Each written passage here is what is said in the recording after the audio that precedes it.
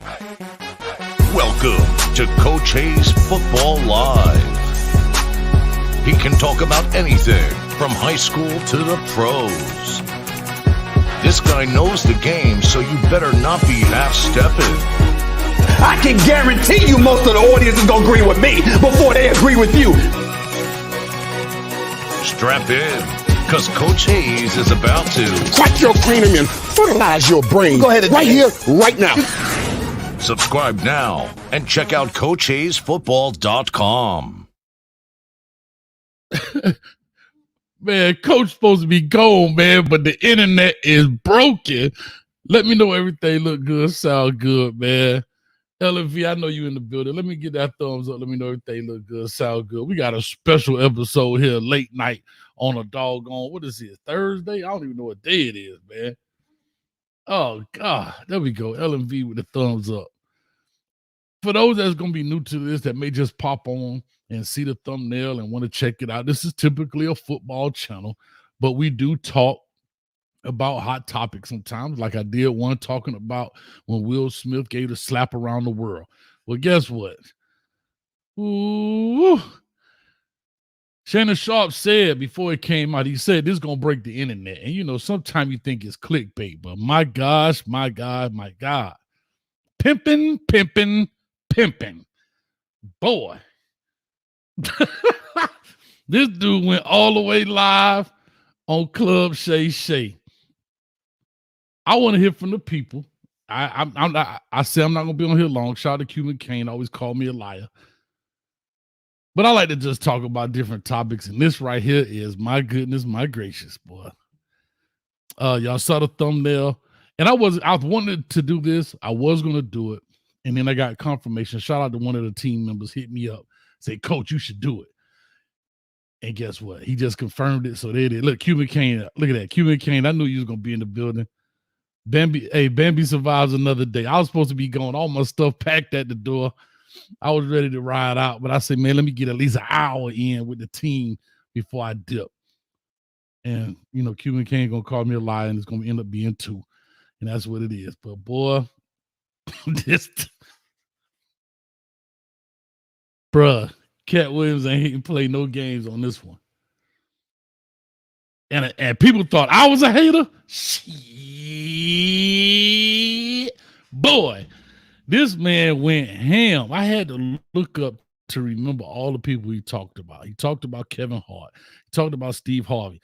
He talked about my dog, Cedric the Entertainer. And I'm so disappointed right now about stealing his jokes. And let me tell you this.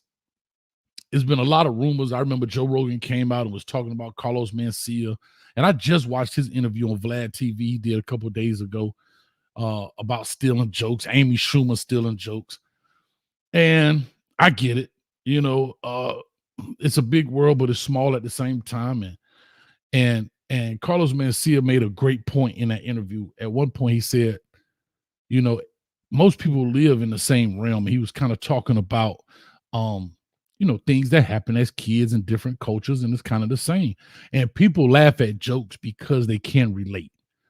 People don't laugh at jokes if they can't relate. Like, if, you know, if a joke is too complex, it go a lot of people's head. Not really a good joke. Has to kind of be simplistic as well as complicated and whatever. You know, I'm not a comedian, but anyway, let me shut up. But when you take certain things of a joke, and this is where I'm going with Cedric Entertainer. When you take certain things of a joke, right? Not just the premise, but identical verbiage. It's hard to say somebody didn't steal a joke, dog. Now, I know the TV show Designing Women. Never watched it, maybe 1 or 2. Golden Girls was my guilty pleasure for those type of shows. Y'all don't laugh at me. I watched all 257 episodes of it. But boy, they showed Designing Women, and I forgot the brother's name that was on the show, and he used the same exact word, abominicious. And if y'all don't remember the joke, go find a tweet. And no, it wasn't exactly the same, but the word abominicious, the premise was the same, by my initials. And I was heartbroken, dog, because Cedric the Entertainer is one of my favorite comedians, and I always thought he never got his just due. Not a big Steve Harvey fan. I get it. But he rode Steve Harvey. Pause. Hard, boy. Yow! Yo! This cat. I mean, he came out the gate swinging, dog. They ain't even talking about his childhood till after he started exposing people. I'm like, what's happening right here? What's happening? We know his thing with Kevin Hart. He's always had beef with Kevin Hart. This man even pulled out Ludacris, dog. Ludacris? Come on, brother. Come on, dog. Come on, not Ludacris, man. I guess he said Ludacris part of the doggone Illuminati. He had to shave his beard off, the pork chop beard with the design, and cut his hair because they went to an Illuminati meeting. LMV, the hairpiece. Steve Harvey, he said he had a man unit.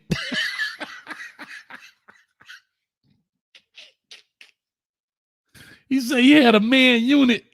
Come on, dog. What is happening? And the lady Wanda Smith on there, he talked that was a radio show. He dish ragged her back when he did. He talked about P. Diddy. He talked about his beloved Hole, if you know what I'm saying, and he wasn't with it. Oh, he talked about Martin Lawrence. Bro, what is going on, man? Faison Love. Yes, thank you, Jamal. I see a lot of team members in here tonight. I see a lot of green, man. Shout out to y'all. Let me do a quick shout out to the members, man. LV in the building. What's up with you, baby? Angel, what's going on, man? Omega Red in the building. Here we go. I want to say, hey, yo, what's up, baby? You want to battle? I got to give you love. Let me give it to you right here. I want to battle. I want to battle. I said, hey, yo. I want to battle. Hey, yo, let's do it. I'm going to open up the phone lines here in a second, man. Bro, this is crazy. Juice in the building. Yeah, the cane juice flowing, man. Y'all, come on, don't ever doubt me on that. You can doubt me on a lot of things. Cane juice gonna always be flowing.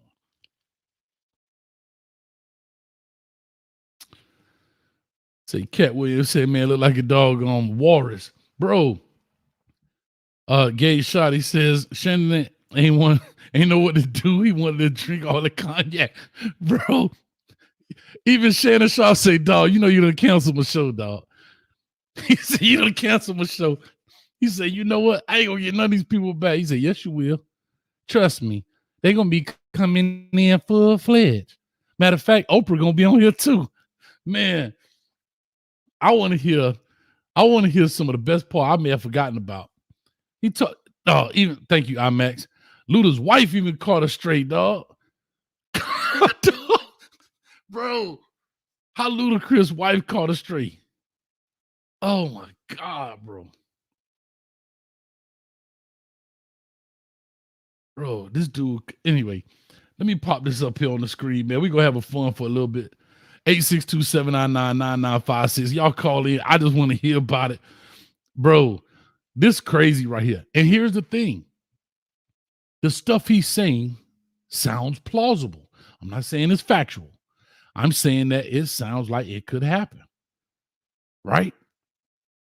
I mean, either he's a great conspiracy theorist, like when he brought Ludacris in and say, look, we're going to give you $200 million and 20 videos, 20 movies.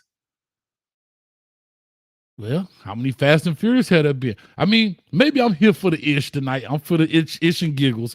But boy, let me tell you something, boy. Hey, if you're laying next to your lady, she like this kind of stuff. Nudge and say, baby, get up. Coach Hayes talking about Katt Williams. I want to hear your point. I want to hear some ladies talk about this too.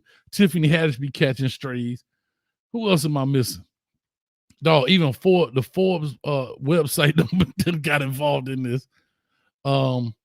They say that Kevin Hart is an industry plant. Let me see here. He talked about Steve Harvey had copied Mark Curry's sitcom Hanging with Mr. Cooper. It was the same as that thing for the Steve Harvey show. He was a teacher. Steve Harvey was a teacher. He worked in the school. Oh my God, bro. He should have put this in a book for Ricky Smiley. Oh, not Ricky, dog. He told Ricky Smiley, told me he wasn't no Santa Claus. I was Santa Claus.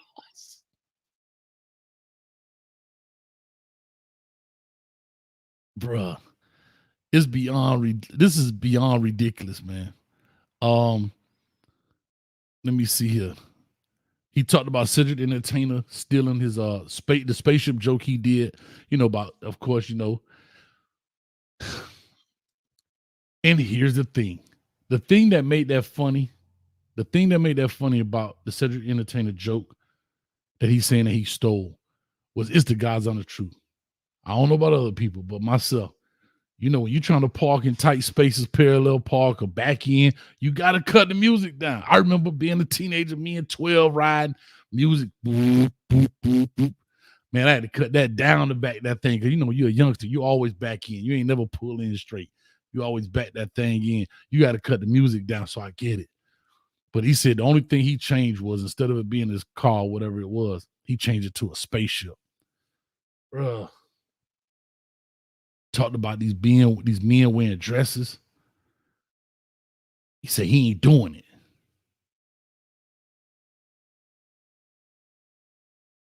And he talked about what he said. I won't work with Ricky Smiley ever again unless he wear a dress. Y'all killing it here, man. 862-799-9956. Y'all call in. I want to hear about this. We're not gonna be on here long, I promise. I just want to get on here and talk about this, man. He said Ricky Smiley can't act because he can't act. Bro, I'm telling you, when I say this man went hard, bro, he went hard. Paul. IMAX says Coach Hayes football, Kevin Hart was deflecting and gaslighting, and no point did Katt get angry during the podcast. No. And Katt Williams has always been that kind of guy, right? He gonna expose, and like he said, I'm only exposing non-truths. I'm only exposing lies. And when you think about it, hold up, anything. Hold up.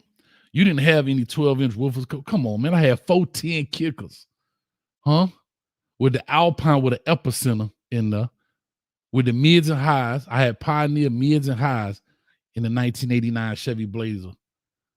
Huh? With gold nipple gold knockoff on the roasters. I ain't had Dayton's, I had roasters. Come on, man. Y'all stop playing. But anyway. He said, Ray, what'd you say? He said he's the other side of Kirk Franklin prayer. Bro, this dude right here, man. He started talking, he really hates Steve Harvey. And then he started saying, oh, Steve Harvey, he got 7 jobs. That's why he quit. He said, but you notice he quit comedy before he had 7 jobs. He was putting it out there, boy. Yeah, I had the EQ. Come on, man. Come on, anything. So can we really call in? That's what that number for. 862-799-9956. You're more than welcome to call in. Yeah, it's open. We just having fun. We're going to talk about this. It's just hot. It is what it is. We're going to have a good time, man. It's 2024, man. We here for it. But that boy say you got to tell P. Diddy no. Huh? You got to tell him no. Say he like to party. Now you got to tell him no.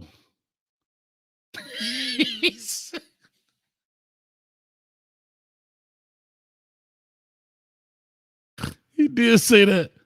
He say Michael Jackson calling that man, hey, Christmas.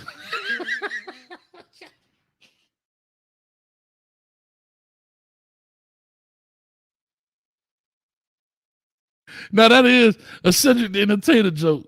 I can't be calling no other grown man delicious. No, ain't no other grown man should be calling you Christmas. Christmas.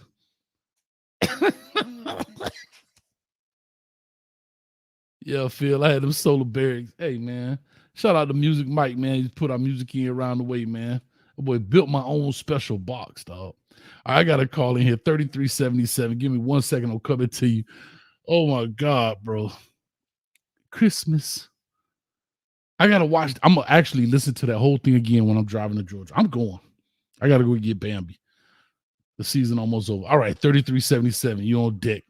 What's going on, man? What was your funniest part of that? Do you think Katt Williams was out of line? Was he lying? What?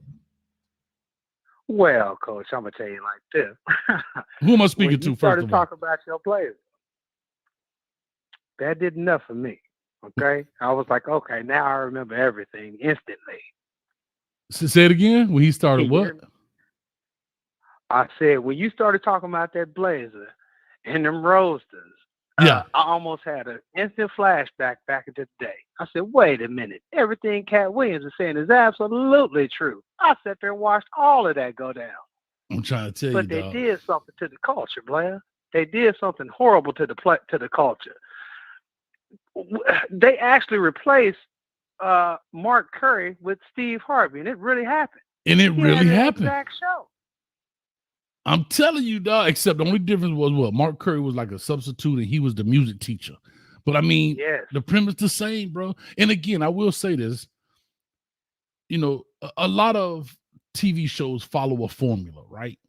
So I get that Yes. part. But however, it didn't have to be at a school. It could have been in an office building. It could have been in this. It was literally the same blueprint over and over, right? Like Golden Girls. You know, like I'll say this. I could take Golden Girls, and then I could take Yes. what was it? Don't Living Single, right? 4 women, right? 4 women, but they were older, retired versus young, living, you know, that kind of living single and so forth. You know, but anyway, go ahead, man. Say your piece, man. This is too fun. Well, all I'm saying is that, you know, this stuff really did lead us into the alphabet stuff. And I'm not trying to be rude about anything. I'm saying this is our reality. These jokers here clearly have sold out an entire generation. This stuff affected how people have raised their children, have molded their lives because of the programming. I mean, it's common sense to me. It's logical because I'm saying, wait a minute, how in the world could I all of a sudden remember things that I didn't remember, but I did remember because I lived through this stuff. That's right. It's just no different than us remember WWF and WCW and all this stuff that went on when we was kids. NWA, yeah. All you gotta do is talk about it, and somebody say, "Wait a minute, I remember all of this stuff." No, it's like I tell you like this. It's just like a song. It's a song you probably ain't heard in 20 years. As soon as it come on the radio, you can sing it word for word.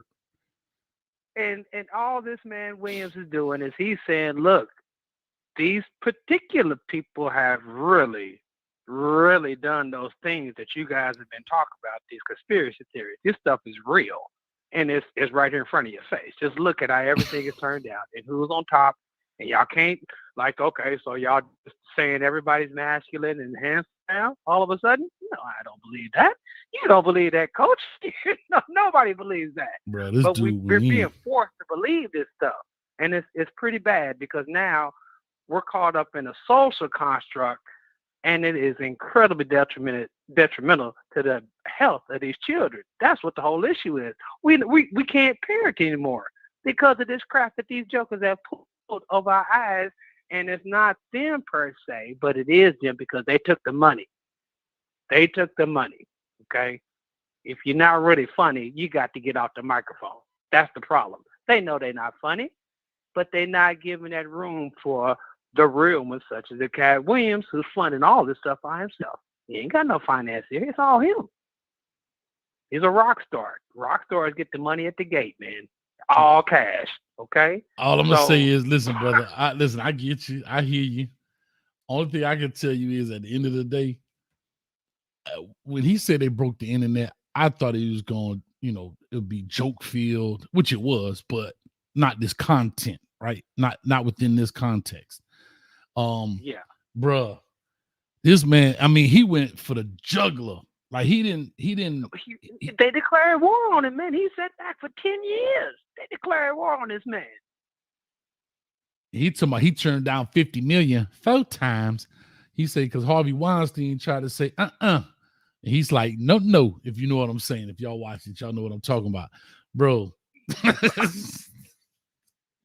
It's too easy to say no, thank you, no, sir, I'm leaving.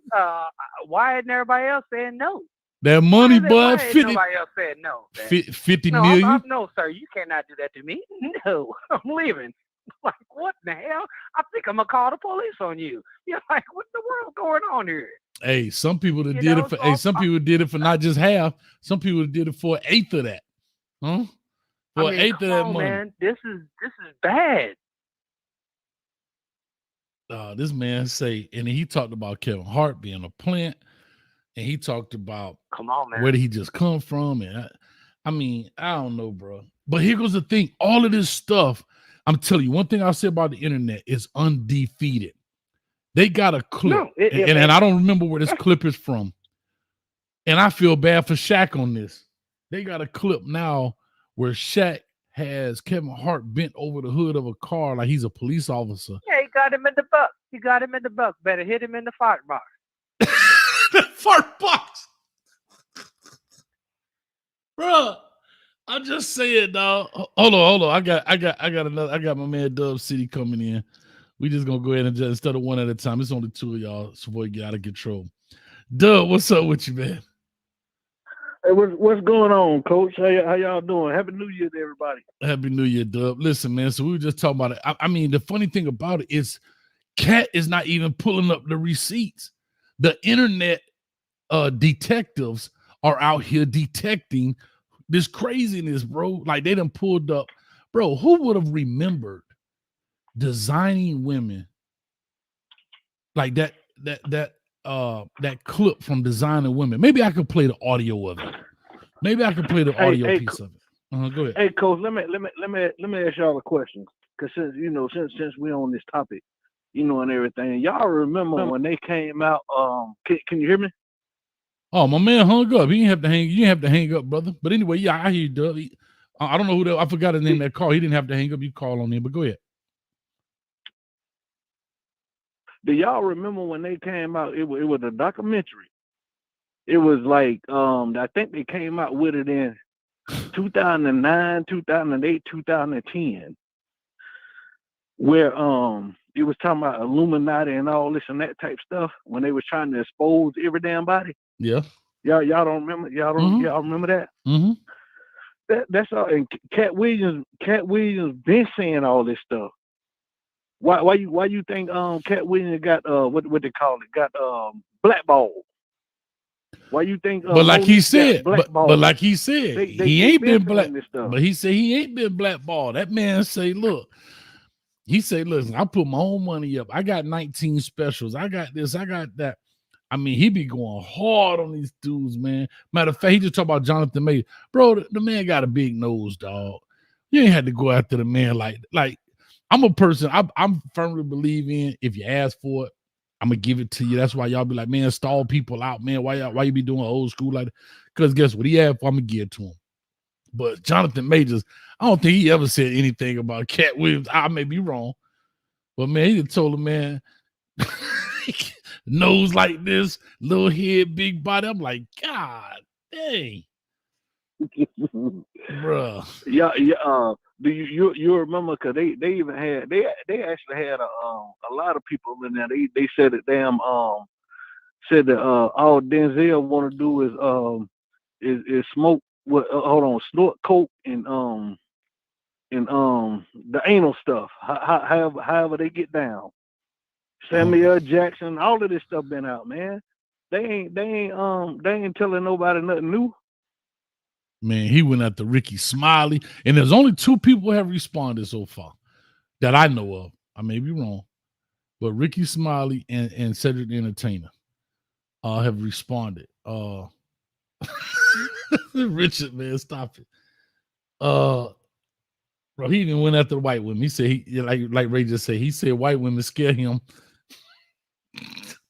Bro, what is going on around here, man?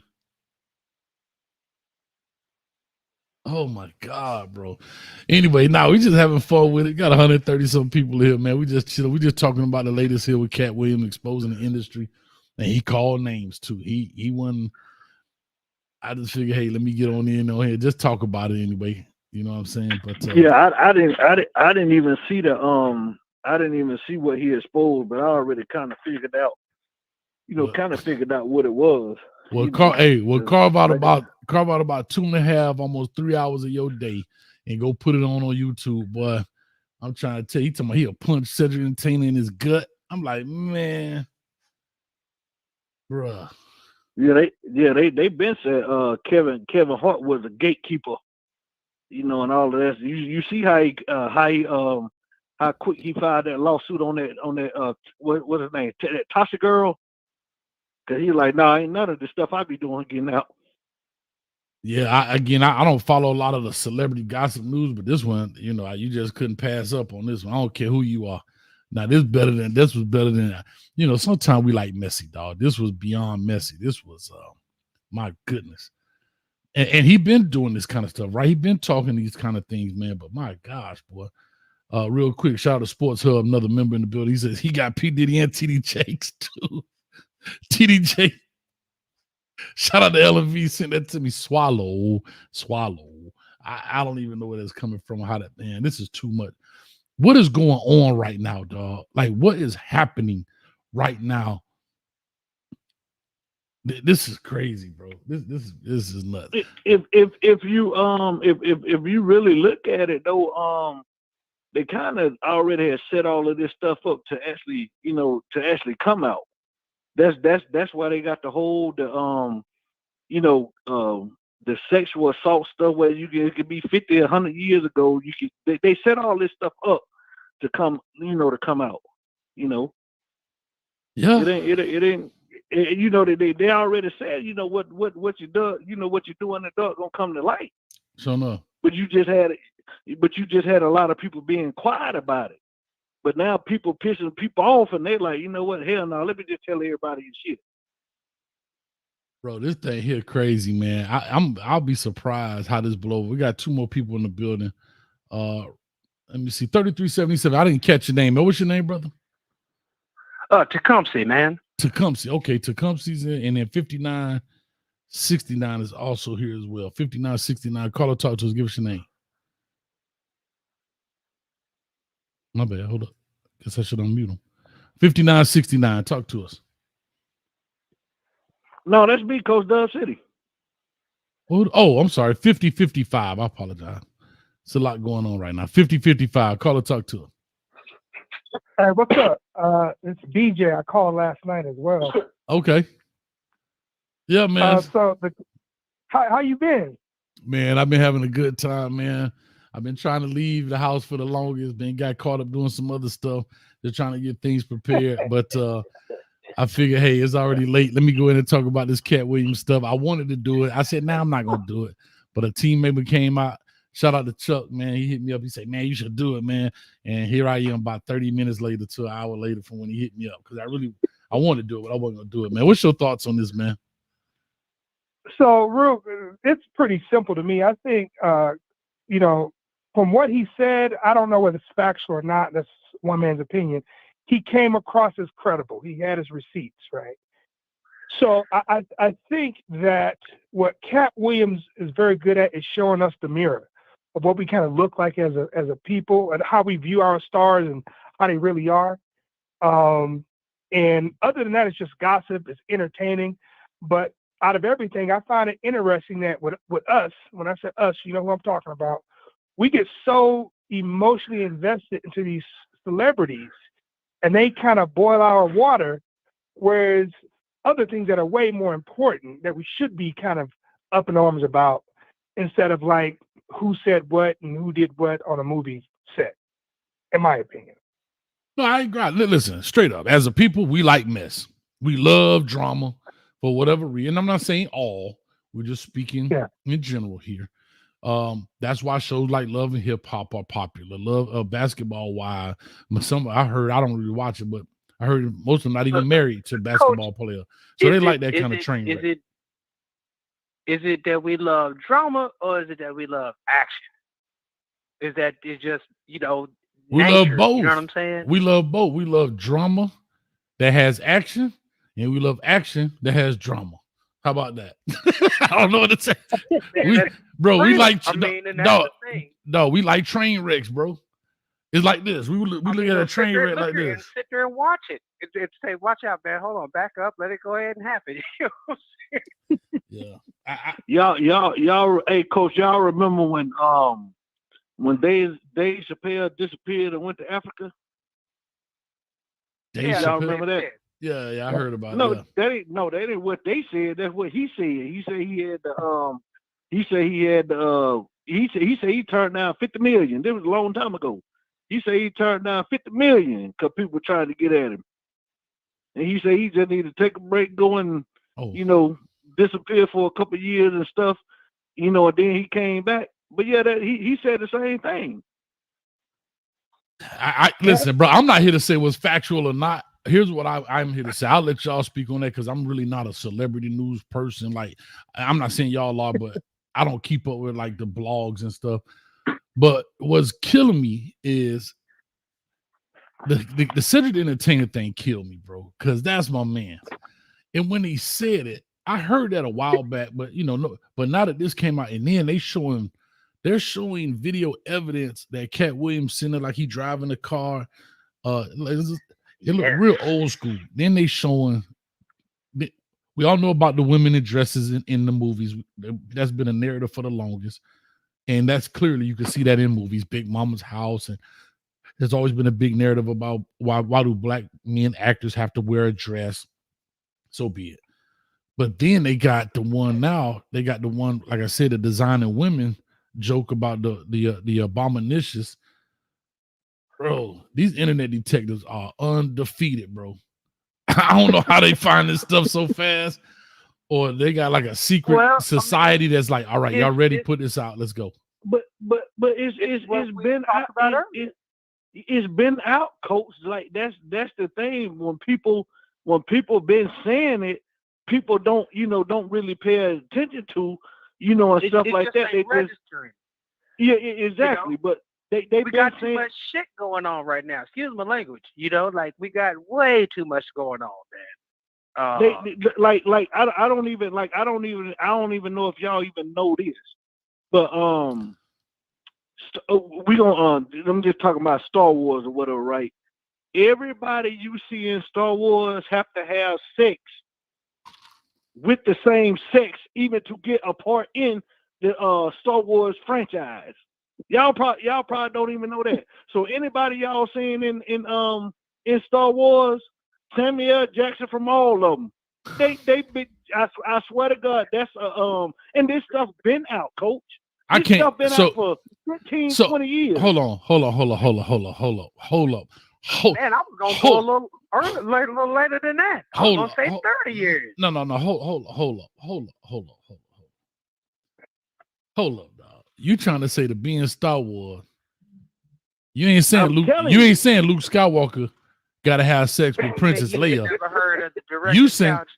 Hold on. You saying? Hold on, man. You saying Luke Skywalker don't have to have sex with Princess Leia? You saying he got to have sex with Darth Vader? Nah, dog. In order, I swear to God, in order to be in the Star Wars movies, if you were Samuel Jackson, Coach, you would have to be with Denzel Washington if he was in the movie. You literally have to be with the opposite sex to be a cast in that movie. Coach, let me prove to you in a cool way, and also a hilarious way, and also a really nasty way, that this man is telling you the absolute truth. How do y'all hold on? Wait a minute. How can y'all say that though? How do y'all? Okay, here's what I'll say. Hold on. Y'all blowing my mind. It's been out. Oh no, but you blowing my mind. Been out. Okay, but hold on. Y'all blowing my mind. Hold on. This is too much. This is too much, dog. My heart can't take it. I'm coming, Elizabeth. I'm coming. Here we go. So here's what I'll say. The reason I'm not all over everything that Katt Williams is saying, because I could kind of put two and two together, right? When he talked about, just follow me on this road now. When he talked about Steve Harvey having a hairpiece, you know why that kind of makes sense to me? Because no man in the world goes from a high top fade to bald. We're going to cut it down first. We're going to keep it as long as we can. We ain't going from today to tomorrow, right? So that makes sense. You don't go bald typically around the side of your head, right? You go bald on the top of your head. You gotta have a little bit of shadow or something too, man. So he went from high top fade, right, 2-3 inches up there, to baldy scaldy to the black Kojak, right? So that kind of makes sense. And his hairline was always perfect and da. Okay, I could see that. Now that the Cedric Entertainer stuff comes out, I can see that. Even when he brings up the Kevin Hart stuff to say, hey, he brought up the part to say, look, well, Kevin Hart did all his stuff on the East Coast. How does he instantly get this West Coast, I don't know all about it because I didn't dive that deep into it, but I could see that. But y'all telling me that Steven Spielberg telling all these people, I can't go for it, dog. Yeah, I'm not going. I'm not going for it. I'm not doing it. I'm not doing it. Coach, You remember the girl hey, from Coach, Carol Ann? She ain't here no more. You know, I mean, there's a lot of people who gone, man.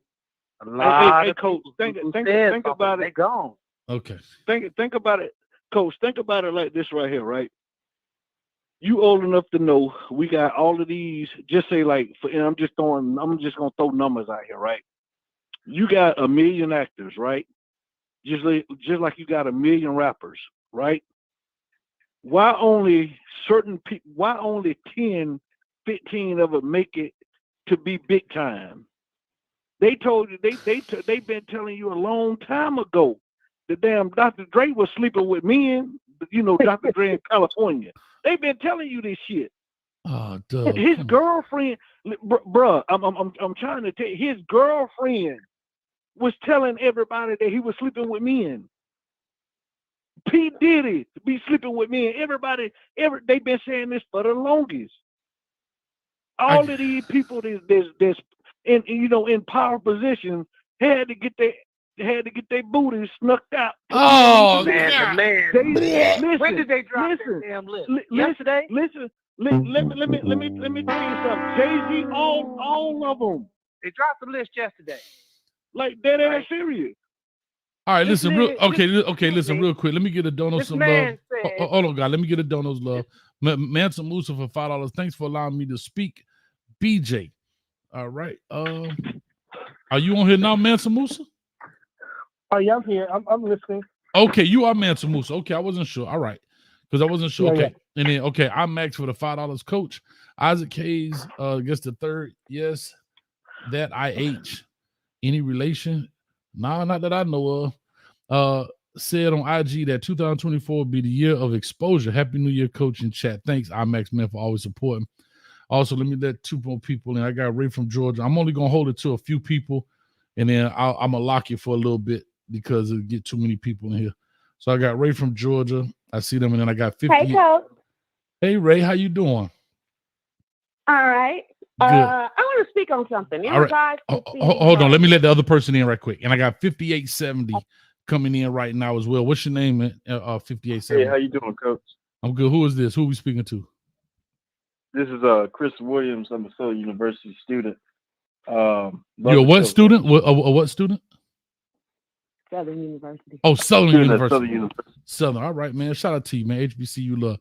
All right, Ray, go ahead and talk to you. You say you want to say something. My mind is blown with this whole Star Wars thing, man. I want to talk about the Steve Harvey too. Okay, well, I'm gonna let Ray go first. Go ahead, Ray.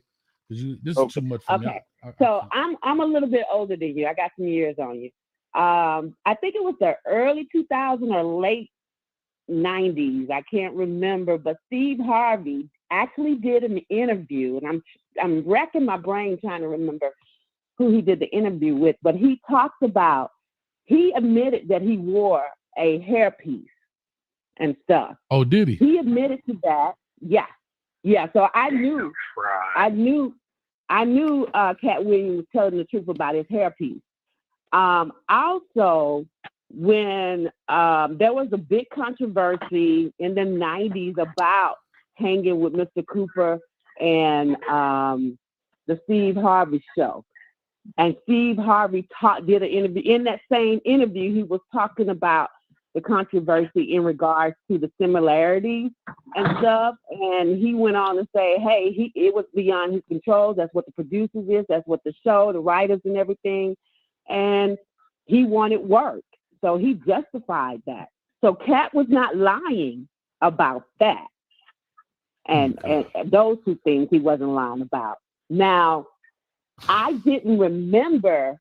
I remember seeing said stand up, and I remember that particular thing, but I did not, when watching that, I had completely forgot about Katt Williams on the BET, what you call it, Comic View or whatever. Right. And doing that same thing until I saw it on the internet today. I was like, oh my God. And I used to watch Designing Women, and I remember that scene but I completely forgot about it until I saw it today. So that was shocking to me. But what's even more shocking to me is what he's saying about Luda. I was taken back. Now, in regards to Puffy, I read Corinne Stefan, if I'm saying her last name correct. Superhead. Video vixen. Yeah. I don't call her that. I call her Corinne I do. But I'm trying to give her some dignity. Ugh. Hey, but she anyway, she get what she negotiates. I read her book. I had a delay. And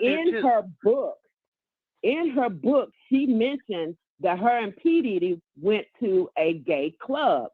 And she also mentioned that P. Diddy goes to, I call him Puffy. Well, y'all say P. Diddy, but I call him Puffy. Puffy goes to gay clubs quite frequently. And his excuse was people don't know him there or people wouldn't suspect to see him there.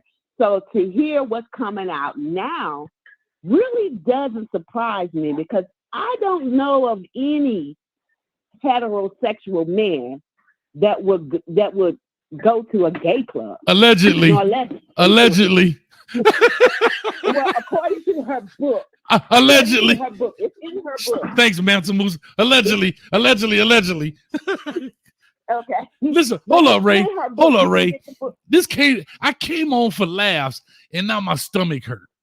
I came here for the ish and giggles. It's in her book. I kid you not. It's in her book. Hey, Coach. Yeah. Hey, Coach. Yeah, man. Check this out.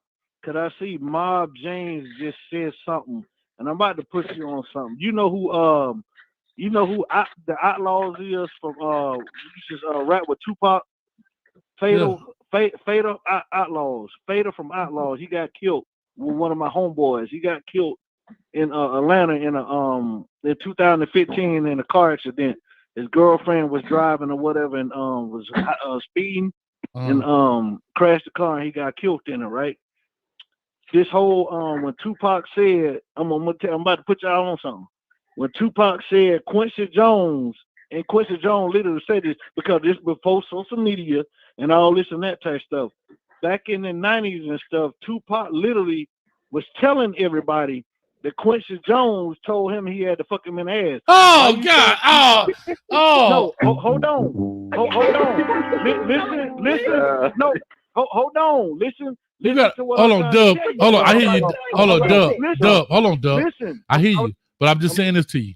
This is YouTube now. Cool. Hold on. I'm just saying it's YouTube. So I know we think we had the barbershop. So we think we had the barbershop, but YouTube got phrases. So I get you. Go ahead.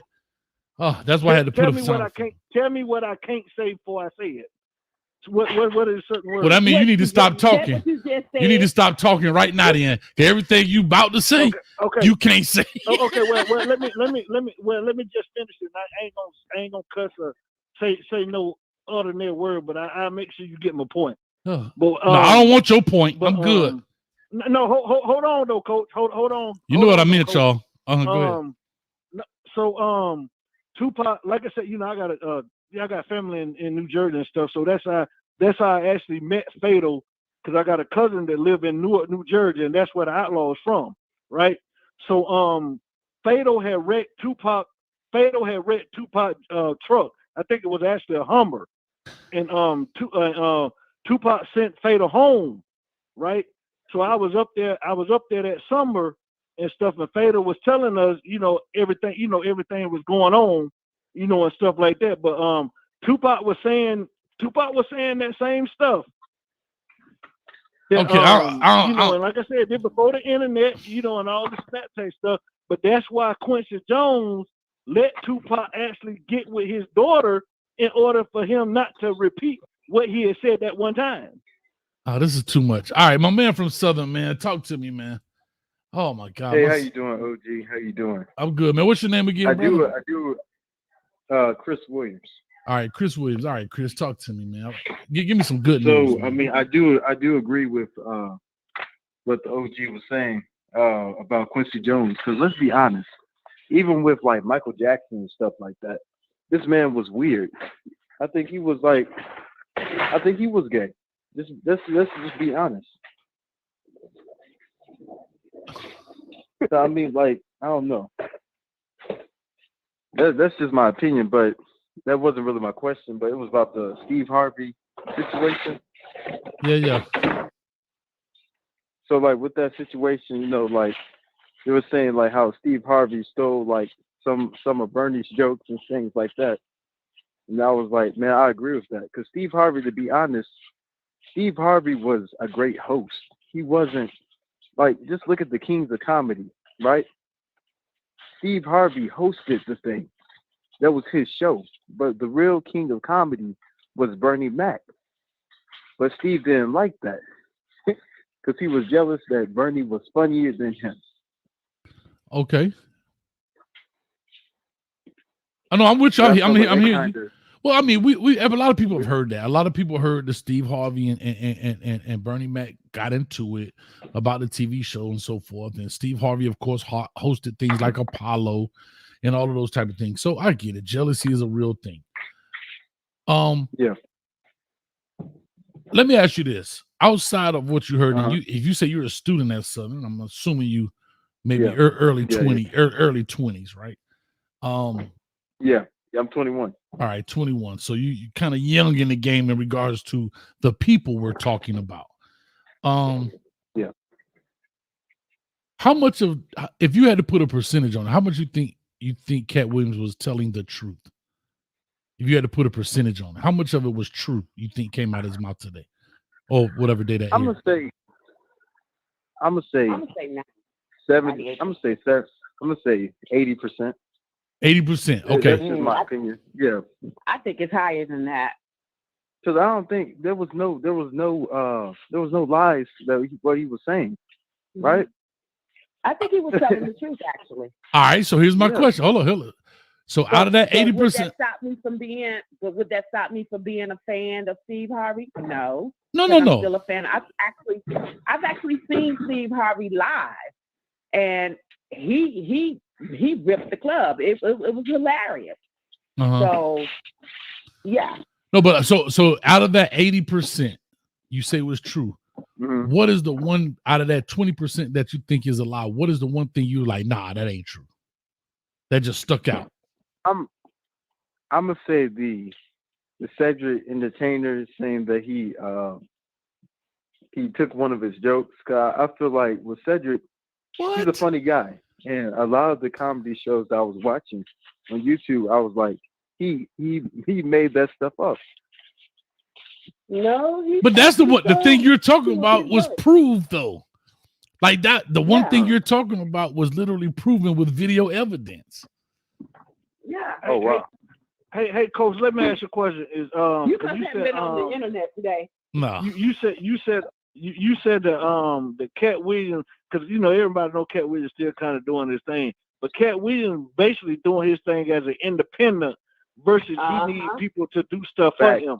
So when you're independent, you remember back in the day when Plies came out, Plies said he don't need no record label. He gonna talk about what he want to talk about. That's true. You're independent, you don't care. You don't need people to pay you. People recognize real, and people gonna support you regardless. And that's all Katt Williams doing. He's saying the hell with he's saying the hell with NBC or HBO. He been doing his own thing ever since he got blackballed. So for him to come out and say this stuff now, he always been wanting to say it anyways. He just ain't been putting people on Front Street. That's all that is. Yeah, hey Mansa, jump in, man. It's just an open convo, so just jump in when you want, Mansa. Just jump in. But I'll say this. Okay. I'll just say this last piece. Raheem says when he said he read 3,000 books as a kid, I highly disagree with that. He may have read a lot of books. I think he embellished. Yeah, and he talking about in 3,000 books in a year. 3,000 in a couple years. It was like 2 or 3 years. That's way too many. He embellished that a little bit, but I don't look at that. I'm talking about something so far as what he said about someone else or about the industry. That part, whatever. Yes, to your point there, Raheem. Yeah, I think that was a bold-faced lie, or if you want to call it embellishment, yes. But I'm just talking about maybe something about a particular person. But yeah, Mansa, jump on in, man. It's like double dutch, baby. Yeah, got to catch a rhythm. Yeah. What else do you think was a lie, Coach? Hold on, I'm gonna let Mansa go because he got to run. Then I don't know. I really don't know. Go ahead, Mansa. Yeah, I don't like stepping over people. And my grandma used to tell me you have 2 ears and 1 mouth for a reason. So I like to listen and get perspective. Yeah. I'll just say this about Katt. I think he's a man of integrity, right? He's a man of integrity. I view him as that. And, you know, I was always told, if you don't know what you're talking about, be quiet. That's kind of how I operate. And his stuff was entertaining. It could be all true. It could be hyperbole. Who knows? But I think the most important thing is that he spoke his truth. You got to give people, you know, a platform to speak their truth. So I got to get out of here. I want to say, Coach, thank you for allowing me to get on here. Nah, anytime. Everybody in the chat, thank you guys for joining this community. It's an amazing community. It's part of my nightly kind of you know, thing I consume. So, but let me get out of here. I got to put my kids to bed, and you guys have a blast tonight. Appreciate it, man. Thanks, man. God bless you too, sir. All right, real quick, Ray. So what you said was, all right, thanks, brother. So Ray said what I didn't believe. I also didn't believe, and again, I'm trying to find something about people or a situation, but there was one more thing. Oh, I believe he wasn't truthful about his drug pieces. I believe he's done more than just marijuana, and is my personal opinion. I have no facts to back that up. I just think that he has done a little more. White girl. Yeah. I mean, I'm just saying a little more than that. Now, what that is, I don't know. Like I say, the time he was out. Let's think about it. If you're openly admitting that you smoke weed, why lie about drugs? Well, because I think it opens up a lot of doors. The only thing I say is if you look at one point in time, one, you out there wrestling with that little boy that time. I remember that. I'm like, man, I out there wrestling with this little, like, there were certain things. And I know he was out there playing soccer or football or something to that effect and whatever. I'm not saying he was on drugs at that point. I'm just talking about behaviors. And I may be wrong as the day is long. Hey, do me a favor. You got to mute yourself, Southern, because it sounds like you're cooking or something. All right. So anyway, hold on. I got to help him out. Okay. But one more thing, Coach. Yeah, but hold on. You got to mute because whatever you fixing or working on back there is coming through. But anyway, I was just saying, so what can I say that he lied about? Everything sounds possible and plausible. It doesn't sound outlandish. Like there's nothing that he said, in my opinion, when he's talking about the people. There's nothing that he said that was outlandish. In regards to when he spoke of other people, when he spoke about Ricky Smiley, maybe that part was for him. And then he backs it up with like little stuff like this. Who would want a 5'5" Santa Claus? Well, yeah, that does make sense. I mean, you know, if you think about it, he says, who wants a 5'5" Santa Claus? Right? He said, think about it. I come in with the perm in the hair looking like a pimp. You know what I mean? My background is kind of in that realm and so forth. So that again, I'm not saying it's not true, but it makes sense. Steve Harvey talked about, I don't know what his beef is with Faison Love besides he say he can't act. But that's not really like you know, that's more of opinion based more than it is like some factual stuff. But I don't really know, Ray. I don't know.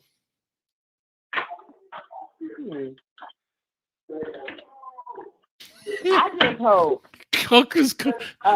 Every time I see this, I just hope Chris the Tucker stuff about TD Jakes is not true. Wow. He called Chris Tucker Christmas. Christmas. That was funny. And what he said about Chris Tuckman, what was it, next Friday or something, about he didn't want to do it because smoking weed and all of this and in the church. And I've heard that, but that was true because at that time. That is true. That's true. Yeah, but Chris also said he didn't want to get stereotyped into those kind of roles. Mm-hmm. And so Chris even talked about that. So that makes sense. Yeah. I don't know, man. I don't know. Y'all tell me something. I got, what was it, 90? Anybody? Oh, I got 9484 on the line. I'm sorry. I couldn't figure out what woman he was talking about. I guess it was one of their wives or whatever that hadn't had an interview in years. Who was he referring to? You talking about Ludacris' wife? That's what I'm saying, dog. Everybody caught strays, dog. Okay, I don't really know who Ludacris' wife is. I don't either. I know she was an attorney or something. That I do know, but I don't know who she is. I don't know her name or anything like that. I don't know, bro. This is crazy. I just, like I said, I came on here to have fun. I'm off, so I'm up. And it was I watched was it Nightcap? I watch it from time to time, and I remember watching it. I think it was last week when he said that January is going to be. He's bringing the smoke in January. Well, you got to remember these are already filmed, so these probably was filmed a couple weeks ago. It probably was filmed and just been edited. Yeah, it's probably so he already knew. Now so apparently there's going to be some more bombshells dropped because he said he's bringing the smoke the whole month of January. Yeah, I again, those things are filmed. Expecting that. Coach, don't be surprised. Well, I know you don't watch basketball or whatever, but don't be surprised when these NBA player names start jumping up in stuff too. I'm talking about some of the superstars. Bro, I'm so scared. Well, Dwight Howard shocked me. Nah, they've been talking about him for the longest, but like Jimmy Butler with the perm laid to the side, and oh God, bro. That was shocking. I didn't know what was going on with him. I don't know. I just know that. I don't know, bro. This stuff right here is too funny. And you always hear about industry stuff, right? I think rich people get I'm not saying rich, wealthy people get bored. When you can have anything at the drop of a hat. If you want Chinese food, you don't have to go to the Golden Walk around the corner. You can actually fly to China and get Chinese food. You know what I'm saying? Like, I think life gets boring for them sometimes. And it's like, hey, let's try something new. You know what I'm saying? I don't know. Well, I'm only assuming this because, like, think about it. I ain't trying nothing that new. Me neither, though. No, I said I ain't trying nothing that new. Like, the hell with that. They can have it. Hey, Coach, can you hear me? Yeah, we can hear you. I ain't know all these men were sleeping with each other. I don't know. This is Rich from Caneville. Rich, what's up with you, baby? Man, I was just looking up the receipts on what Katt Williams was talking about. And I see your show pop up. Hey, man. We just on here talking about it. I don't know a lot about it. Hey, Rich, check this out, bro. I watched the show. I watched the Club Shay Shay episode. And, bro, all I can say is Katt Williams was dropping some nuclear bombs out there. And I'm saying to myself, Rich, there's nothing that doesn't sound outlandish. Like he brought up the Steve Harvey, Mark Curry. Look at the parallel. Like, oh, you stealing his stuff because da da da da da. You brought up the all the stuff. We kind of talked about it, but there's nothing that's like, you know what I mean? Man, this dude sound crazy. It all sounds logical. Of it is outlandish. It just takes us down like memory lane because the way that industry works is you have to sometimes shit on the ones that are real in order to prop up the ones that are industry plants or fake. So when you look at the joke with Cedric the Entertainer, that turns out, there's receipts on that. There's receipts on Steve Harvey knocking off, hanging with Mr. Cooper, which I remember in the 90s, we was watching Hanging with Mr. Cooper, and then next thing you know, a couple weeks later, here comes the Steve Harvey show. And it was like, it was weird, but everybody just went with it. Nobody really questioned it like that. So it's receipts on that. Corey Holcomb even talked about Steve Harvey being the biggest hater to work with. So it's so many receipts. Even with the replies from Cedric the Entertainer and from Ricky Smiley on his morning show, as well as Michael Blackson, they all came out with responses. Oh, he talked about Michael Blackson. Like they're not. Yeah, I forgot about that. God dang. and none of them are really denying. None of like Steve, like, right? What's his name? Said you entertainer was like, man, that joke was 30 years ago. There's some DNA in that joke. Blah blah blah. But he never really denied. He was like, man, it's people who done stole jokes from me. Okay, like, Rich, come on. stop for a second. Hold on, Rich, stop for a second because you just said something. Hold on, Rich, you just said something I've been wanting to say. And to me, right there, you just said the most telling thing. No one has came out and said, no, it's not. Right. Let me go back. I'm going to make a parallel because I just watched this. If you haven't watched, okay, Carlos, I'm going to go back to Carlos Mencia. I know y'all don't really, maybe know or don't know who that is. He had been accused of Joe Rogan about stealing jokes and so forth. But he came on to the Vlad podcast, TV podcast, and he said, I record all of my shows. Go back and pull up all my footage, and you pull out where I stole this joke, and I'll apologize. Not one person, to your point, has denied it or even said I have receipts differently. I don't have one person saying I was sitting in the house in 1984 with my cousin John working on this joke and da.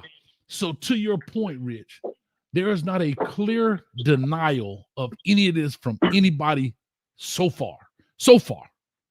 Right. Yowzers, that's tough, right? So what you gonna say? So everything he's saying is checking out, and it's one of them things where, if you look at Dave Chappelle and Katt Williams are very similar in the fact that they found out what the end game is. The end game is really owning your own distribution. And this is why he pays to do his own thing. And when you do that, now when they cut you that 8-figure check, that 8-figure check is 100% yours. Right. But if you a plant, if you are in some type of camaraderie or group or whatever you want to call it, you always having to defend somebody else even when they're wrong, like a lot of these celebrities are doing, because that's how you eat. They pay you for that. So that's why it's a lot of people who, we watch the headliners like your Kevin Hart's of the world and so on and so forth, but we keep our ears open for your Katt Williams of the world, your Corey Holcombs of the world. I hope Shannon interviews Corey Holcomb next. That'll be funny. But this is why we do, because it's nothing that they can't say because they write their own checks. Hey, hold up. Forbes, you better call in right now. Call in right now, Forbes. Yeah, go. Hey, it's Double Dutch. Forbes, call in right now. Go ahead. This is Money from Bluntstown. Talk to me, man. All right. I just want to bring up like a related side note. How Eazy-E died from AIDS in like a month, and Magic Johnson gets cured from AIDS. Oh God, no, we're not going there. AIDS, hold on. AIDS breaks you down. AIDS breaks your immune system down over years and kills you, right? How did a man die from AIDS in like a month? Right. What's up with that, Coach? Okay. Tell me about it. Here's the only thing I can respond to. Eazy-E didn't know he had AIDS until he was diagnosed with it in the hospital in a few days. Or they just go shoot this man up with it because they got tired of dealing with him. Magic Johnson tested for it. Magic Johnson was years later. Okay, right. Hold on, because I was going to answer this, Ray. Here's what I'll say. The only thing I can say, I doubt that Eazy-E was frequently going to the doctor. I'm not saying it's true until he got sick. He didn't know he Right. had AIDS. Right. So I doubt he was frequently going to the doctor when athletes are constantly getting physicals, checkups, blood work, blah, blah, blah, blah, blah. And they know their boys be out there hanging out. So as AIDS became a big thing in the epidemic, they probably start testing a lot of athletes for it. And it's probably, if you really go look at it, I don't know this to be true, but there's probably a lot of athletes who were put out the league who did have AIDS. They just weren't as big as Magic Johnson. They just weren't as big as Magic Johnson. So that's the only thing I can say. And Magic was more valuable to the Lakers and to the people and had the money to get the cocktail than maybe Eazy-E.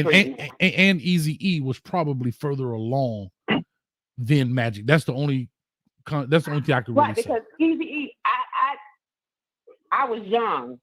I was in my 20s during that time, and I remember all of that. And Eazy-E didn't know he had AIDS until he was in the hospital. Mm-hmm. And it was too far gone. And he died shortly thereafter. All right, let me let this next person in. 7571, talk to us. What's up, Coach? What's going on? Who am I speaking to? You talking to Kwame Bodie? Talking to who? Kwame Bodie. Okay, Kwame, what's going on? There's a little echo. Maybe you're on speakerphone or something like that. Maybe. How's that, Coach? Oh, that 100% better, 100%. But anyway, all right. You know what? What's going on? I'm gonna go ahead and drop in my little piece real quick with everybody. You know, Katt did mention that one of his receipts that everybody could check is go check out the old school BET ad that got his joke in it. He did say that. You know, with the Eazy-E thing, you know, I remember back in the days they said, you know, you got stuck with a needle. He didn't even know. That's what I'm saying. There's a lot of things going on, but there's a lot of things that's gonna come out, and I hope everybody ready. They mouth better get sewn up because it's gonna drop. Jaws gonna drop. Hey, let me ask y'all this. Y'all remember the movie Predator? The first one? Oh yeah. In 87, I think it was. What, the movie? Yeah, the movie Predator. Okay, you know the guy who played the Predator? The black guy? Yeah. Yeah. Do you know he died of AIDS, but at the same time he was married to Rose of 227. Oh, was he? Oh yeah. I didn't know that. Yeah. Was he? I didn't know that. Yeah, Rose. So how did he die for AIDS? And he was married to Rose, but Rose didn't have AIDS. Well, listen. I'll say. Let me go and say this. Just because you married, don't mean you in there doing the mattress mumbo. And well, that's true. And he might have been out there in the streets and doing this. I don't know. I'm just talking, or whatever. Well, there's a term for it. Yeah. They call it down low.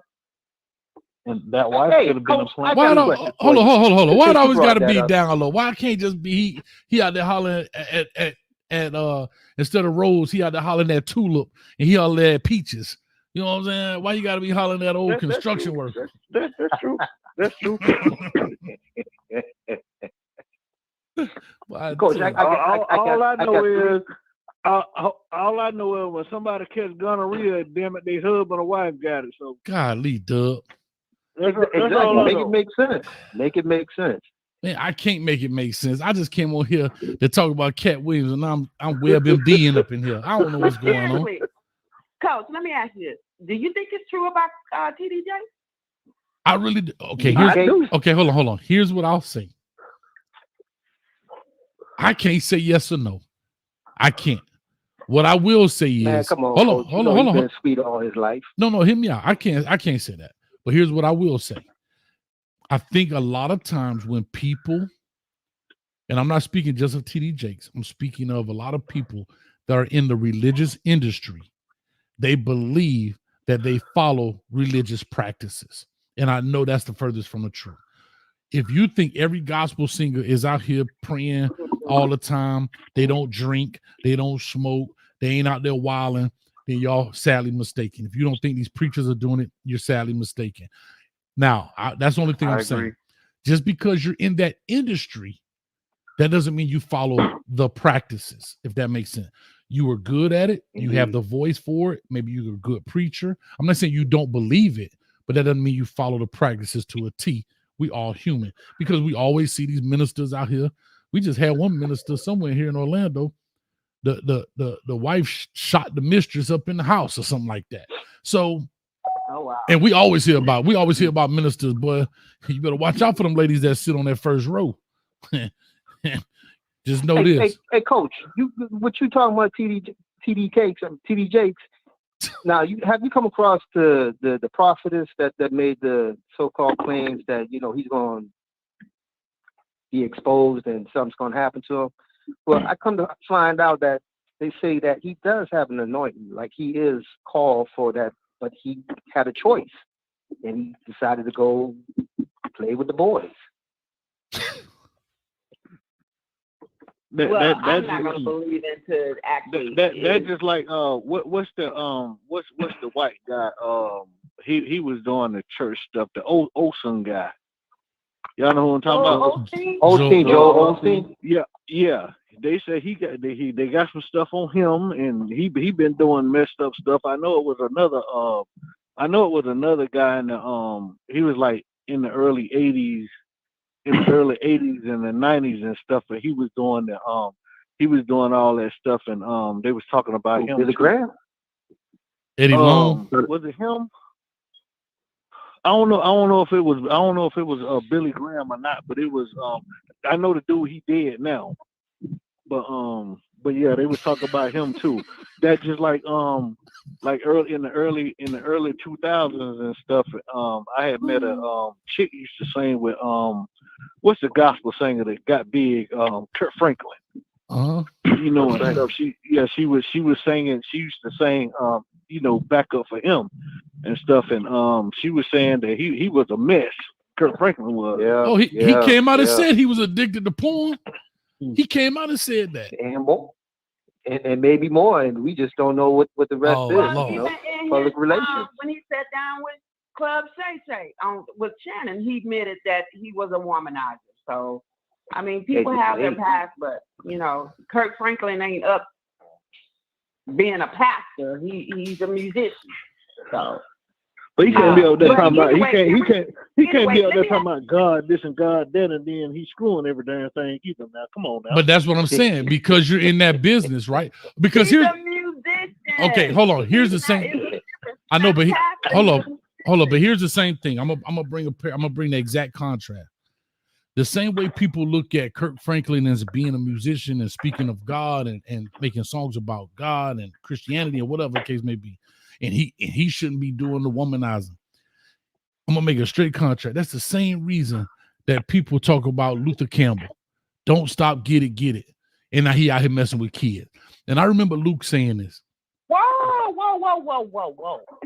Back up. You said Uncle Luke is messing with kids? No. Coaching. I'm talking about coaching. I'm sorry. I was talking about coaching. I apologize. I was talking about how he messed with kids. Coaching. He's coaching kids. I'm sorry. He's into youth football. So if that sounded crazy, I apologize. Right. I don't want none of that pressure. Somebody did accuse him of that, and he shut it down real quick. Well, I ain't getting into that. Let me finish my part. I'll let y'all talk about it. But what I'm saying is that it's hard for people to believe. How can you let a person like Luke Campbell or Luther Campbell be Mr. Don't Stop, get it, pop that P, and he out here with 7-year-olds coaching football? Like, what kind of role model? But there's a difference in world, and I think that's where people have a hard time separating the two. What you do as a professional, who you are as an entertainer, is different. I gave you a better example. Hold on, but let me finish. But who you are, hold on, but who you are as an entertainer is different than who you are in your personal life, right?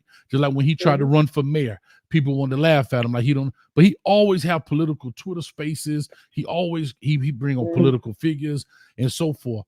And just because you're Uncle Luke, that doesn't mean you can't be Luther Campbell. Just because you're Kirk Franklin, the singer, why can't he be? I don't know what his if that's his real name or whatever. That's all I'm saying. So go ahead. T.D. Jakes, when he had that sermon. Do you still listen to R. Kelly music?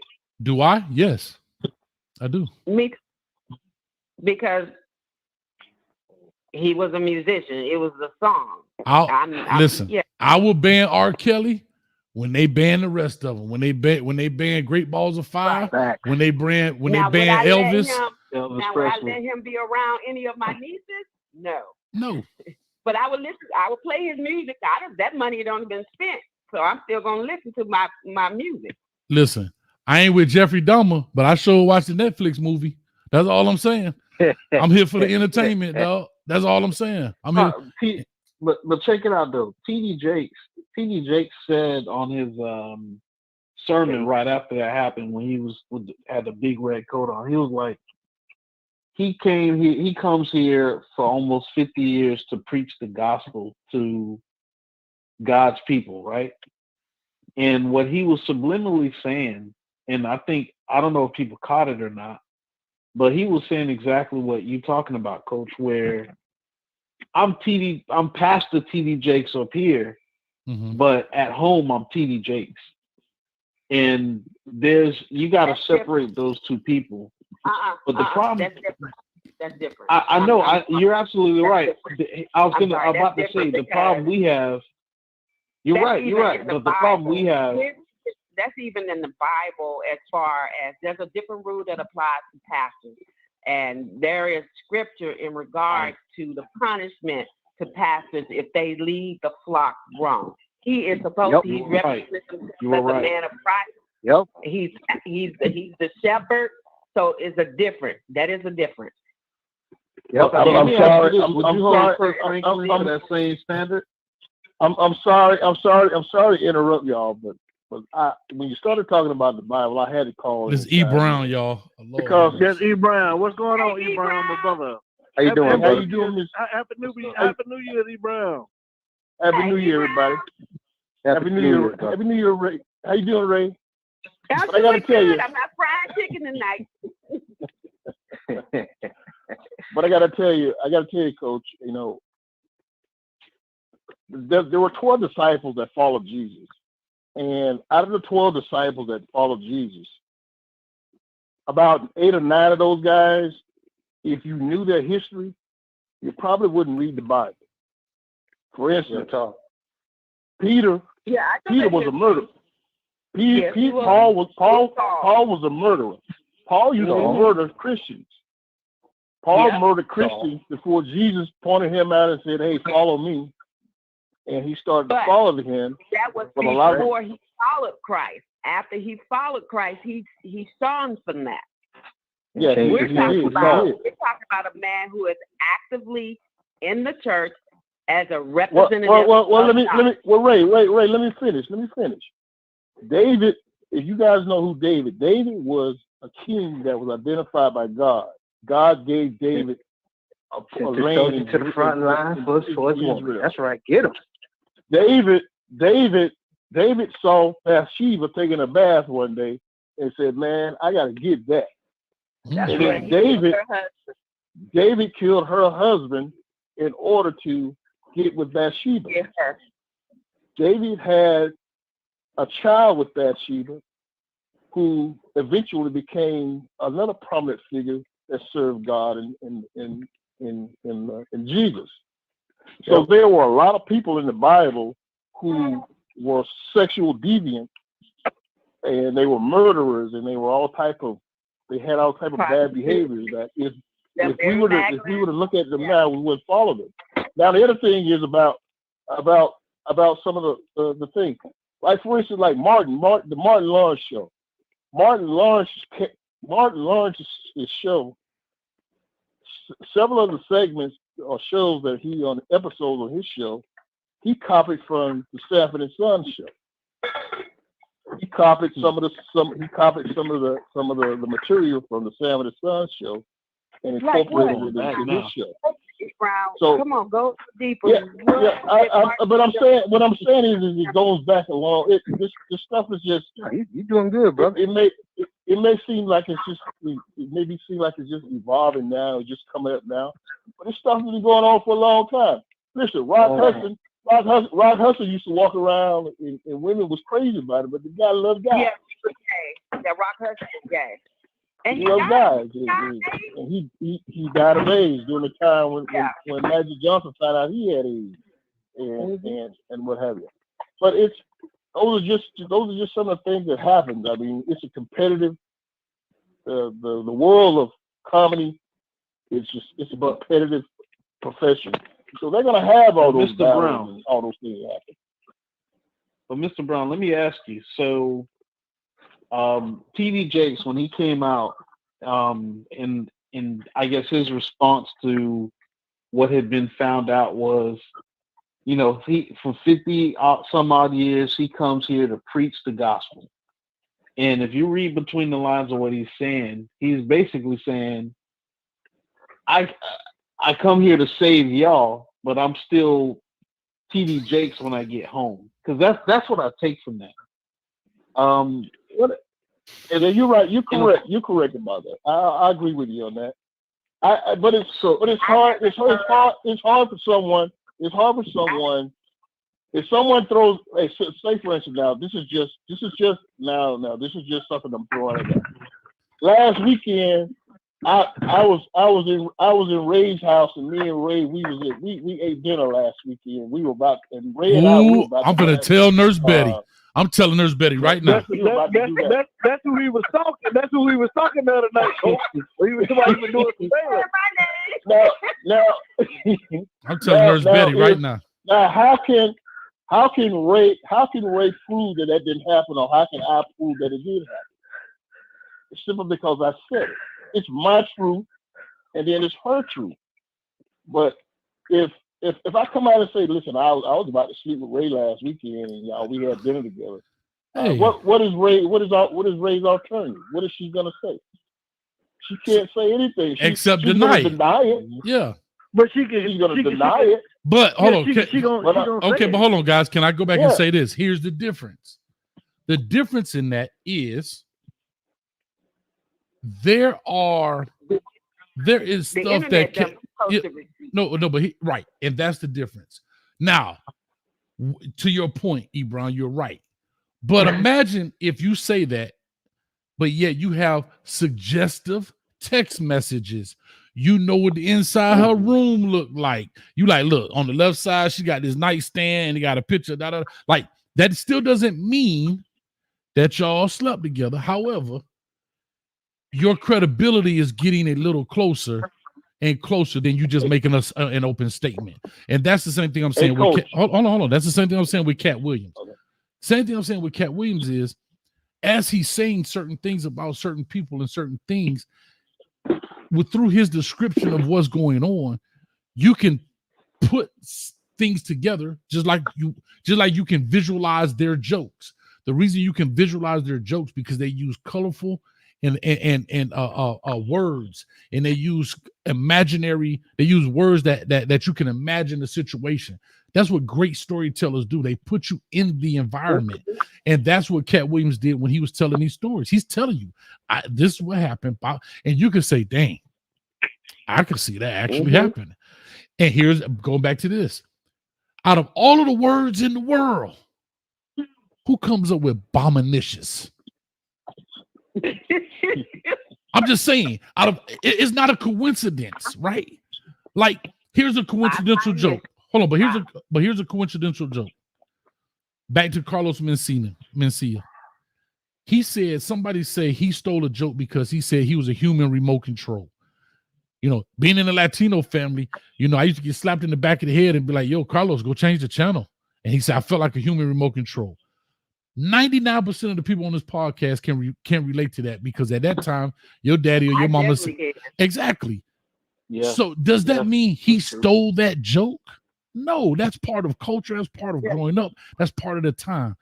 There was nothing specific he said in there that would say another person stole it. But a word like bominicious, and then you see that on a television show, bominicious, not something else, not loquacious. And he used bominicious. Bominicious and bominicious. Come on. You can't deny that, dog. You can't deny it. Well, yeah, you can't deny that. You can't deny that, but also you got to realize that nowadays you can take the metadata from a photograph and capture all the information out of it, or you can take that same data from an audio recording and extract all the information out of it and make it seem like you were right there during the time that this happened. That was nowadays. Those are the things that happen. Yeah. Now here's what I will say. But here's what I will say in this. Unfortunately, for some of these comedians who do have people who help them write jokes, let's say I was watching an episode of that, or Ray said she saw that episode, and let's just say Cedric Entertainer hired her, you know, to help write jokes for this special or whatever the case may be. And she comes up and says, "Hey, I got a joke, man." And she's straight lying now. Man, I remember growing up, there was a dude in our neighborhood, man, and she went to go tell the whole Bombinition story. Cedric doesn't know she got that from Designing Women. I doubt he probably watched Designing Women or whatever. And he was like, man, that's a great idea, blah, blah, blah. And because that happens, it's just like ghostwriters. They got, you always hear comics talking about, man, I sat down with this. Katt Williams even said, I sat down with this comedian and he told me, bring it this way, come this way with it, involve more of this. Well, he said last night, I think last night is when I watched it. He said in his interview that Mark Curry helped right, him with that particular joke. Right. So what I'm saying is to the credit of some of these comedians, they get caught in the loops maybe, but also it's like the head coach of the football team. Guess what? You take the good with the bad. You take the good with the bad. And so now, how do you fact check that you didn't steal this? Like Katt say, you didn't steal this joke. You were in a comedy club somewhere and stole this from a no-name comic at the time. It became your joke, and then this comedian blows up and turns into Katt Williams and say, "Hey, bro, you done stole my stuff." Because you know how many comedians have a good joke, an authentic joke, and they never make it, and nobody's ever going to believe E. Brown came up with that joke because he never made it. I think we all have forgotten the one thing that he said that apologized to him about that years ago. I think 10 years ago or something like that. And he didn't say anything about it for 10 years until he came on this Club Shay Shay and flat out lied. Said the timeline didn't match up. But Ray, you're right. But the thing is, you and Coach are right. But the thing is that listen, people steal your stuff all the time, man. You know, you shouldn't take it personal. I mean, for instance, should the Philadelphia Eagles get mad because everybody does the butt push? I mean, you steal stuff all the time. It happens all the time. It's different with comedians. It's different. As well as like rap. You know why that's different? But no. I can't go with that. Yeah, I can't go. Someone else's joke, that's a no-no. That's just like still. No, I mean, no. But that's still somebody else's work. That's still somebody else's Correct. idea. It's still somebody else's work idea. Even though the professions are different, it's still somebody else's work and somebody else's idea that everybody now is incorporated to their thing. It's just like it was just like when the running back took the direct snap. The Miami Dolphins invented that thing a couple of years ago. But everybody started to do. Yeah, but I that's mean, those things. Somebody take your ideas. But the thing about it is, hold on, wait, E-Brown, wait. I can't let you bloviate off that. Here's the difference. I hear what you're saying. Get him, Coach. Hold on, I hear what you're saying. But the reason I strongly disagree. Get him. I strongly disagree because there's a creative process, and I'm not saying that the tush push that coach sat in the office and came up with it. However, the creative process for people to come through and then you make money off of that directly. In the words of Andre 3000, right? How would you like it if I came and took kernels off your card? You understand? He said that I think it was called Royal Flush. I may be quoting it wrong. Kangaroo's biting. But what he's saying is you come up with something. You come up with this idea, this creative process. You put the hard work, the time, the effort. You probably spend money in research and development, not just because the research and development is going nightclub to nightclub to nightclub to perfect it, and nightclub to nightclub to nightclub to perfect it. Like when you hear somebody say, I've been working on this joke for 4 years. In my mind, I'm like, how in the hell you work on a joke for 4 years? But you do, because like Katt said, you start off like this, and then you build it until you feel like it's kind of perfected. And it then makes then it makes a special. And for somebody to sit there in the corner and say, okay, he worked. All right, let me do it. And now I'm the king of comedy because I'm telling your jokes. Nah, dog, that's like somebody else taking your song. And you ain't. Now you could take it, but you're gonna pay for it. Now if they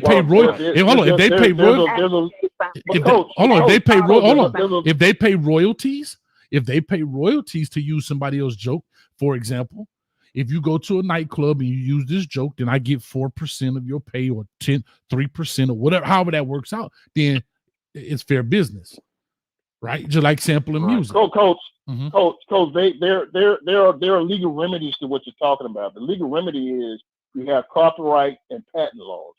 If you wanna have all your jokes copyrighted and patented, then you need to do that. And then anytime anybody uses your stuff, then you can go back from a legal standpoint and recover financially from it. So that's a legal standpoint. But if you just do a joke and it's not copyrighted or it's not patented or it's not there's nothing legally binding that I don't know if you can copyright jokes though. You can copyright a joke. I don't know. Yes, you can. I think you cannot. I think somebody was talking about. I'm asking. Just I don't like know. If you write something, plagiarism or something like that, because I think Trevor was talking about that. Yeah. Coach, if you write a song right now, You said write a song. right now, Write it. That's different. That's different. And you copyright this. It's not different. It's just, you write a joke, you write a song. It's the same thing. It's not different, but it's protocols. It's protocols in the music industry because you got to call that person up, and then you got to draw some type of business anywhere, agreement. man. E. Brown. You think Coca-Cola did Coca-Cola put a patent on the Yeah, but you're talking about a ingredients product. of Coke? You're talking about Soda? the product. Yes. Hold on. That's what the legal remedy is. Hold on, guys. E. Wait. Brown. Wait. Hold on, E. Brown. E. Brown. You cannot. The only way you can like a song or whatever, right? You talking about copyrighting the song. Now you can write a song, but if anybody get any ideas from you that's containing the same thing you talking about from that song, then you can sue them. You cannot copyright a song because that's English language. You can't do it like that. I tell you what. You can't. Hold on, E. Brown. Hold on, just hold on. You can't you can't copyright a joke. Like for instance or whatever. If everybody use the same language, you cannot copyright it because it's a common language. Now, if you want to use a certain word that nobody ever used before and stuff like that, then yes, you can copyright that. But you can't copyright a sentence. Okay, hold on. Here's what I'll say. Hold on. I'm going to tell you what I'm looking at something right now. Copyright protection. Can a joke be copyrighted? Here's what it says. In theory, a joke can't be copyrighted, but there are numerous. Thank you. Hold on. In theory, But he said in keyword theory, in theory.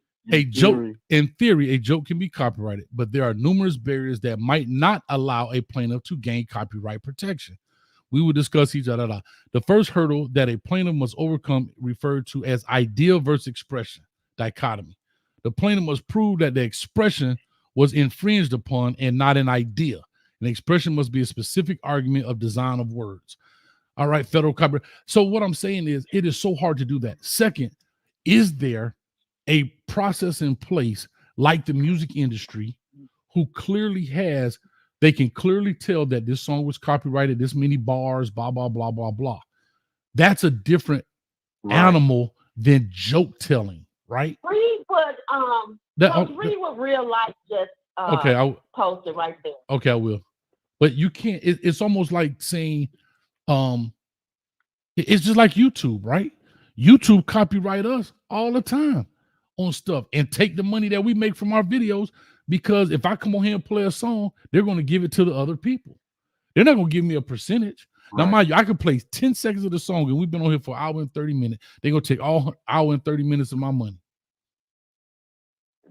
And that's the thing. It's in the comedy industry, y'all could be on two different tours and then y'all meet up somewhere and you hear this person perform, and then you go back on your tour and you start performing this person's joke and they don't even know. Correct. So I think that's where it gets sticky, because what Katt is saying is, at least for this particular joke, I have proof because BET used it as their commercial for their show. So I got proof. And even with the proof, Cedric I don't, because if the beef was squashed, it would have been squashed. Right. So from the optics of what we see, there's been no compensation or no type of reconciliation when it comes to stealing a man's joke, which is very, is pretty much linked to stealing his livelihood.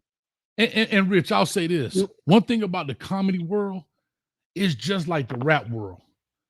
When you come in the rap world, you're supposed to be the sole artist that made these lyrics. You're not supposed to have, you're supposed to look down upon if you had a ghostwriter. Now, they don't think like that in the R&B world, that you have people, think about it. R. Kelly wrote a lot of songs for a lot of people that we may not even know of, but they were hit songs for Celine Dion, Michael Jackson, so forth and so on, right? But that's not looked down upon because their talent is their vocals, not necessarily their lyric writing. But in the rap world, your vocals is not your talent. It's how you put words together. And so therefore, it's the same thing. Comedy is the same way. Your talent is the ability to build and create and deliver a joke. How is it funny if it's somebody else's joke? And then here's the difference in the previous world, or the old world, old school, I meant, it wasn't TV everywhere. So like you say, I can go to a comedy club in New Jersey, and I just saw Cedric the Entertainer perform that in California. He may not ever know, just like Kings of Comedy.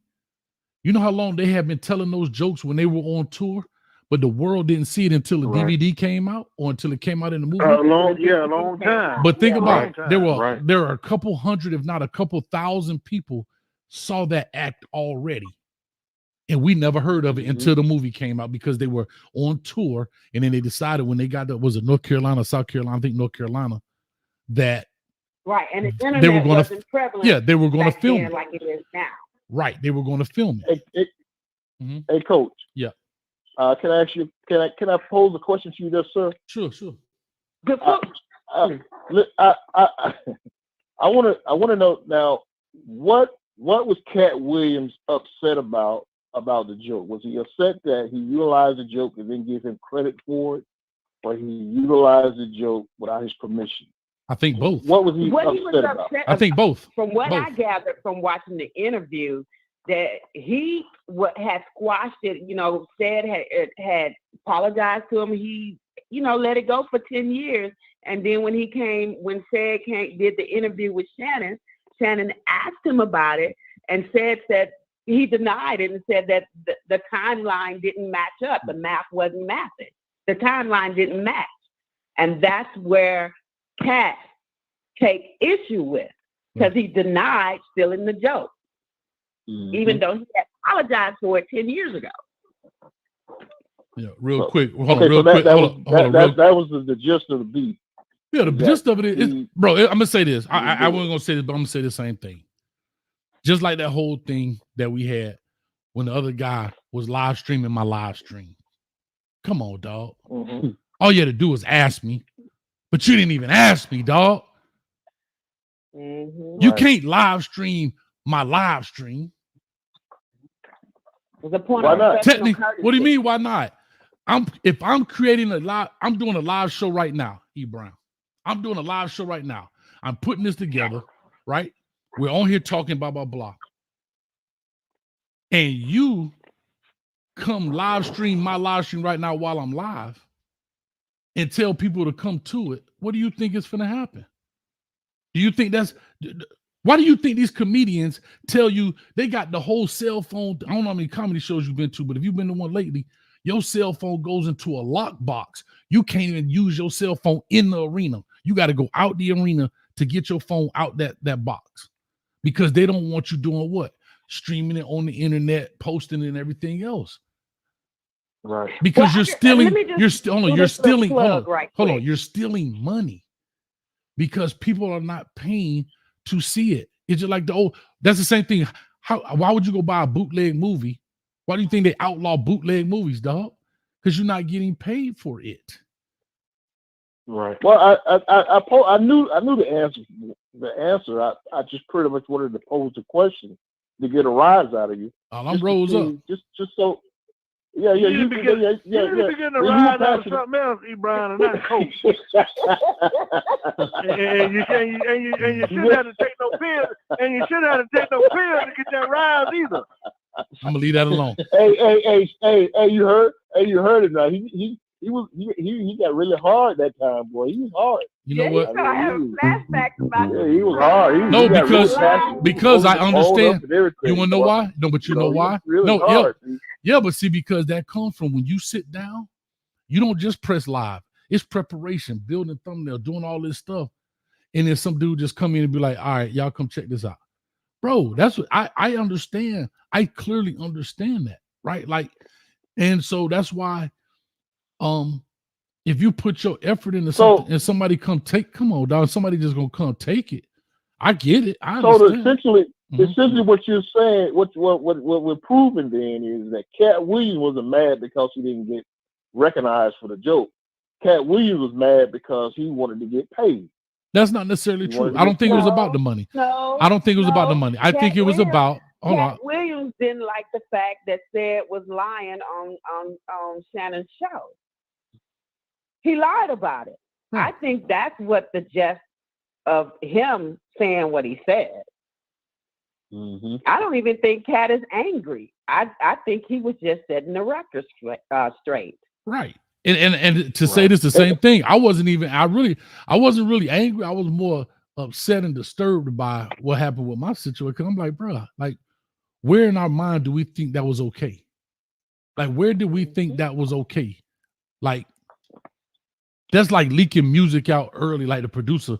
Jay-Z got a new song coming. I'm finna leak it a week early. Oh, bro, no, we ain't leaking nothing now. We ain't leaking nothing. But hey, but listen, I got the other question, Coach. I'm sorry, Coach. Hold on, real quick, Shad. Let me do this. $4.99.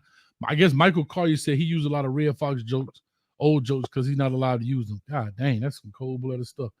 But who's that bright skinned dude there on Shad's picture? And that's it. That's his, that was his glamour shot picture.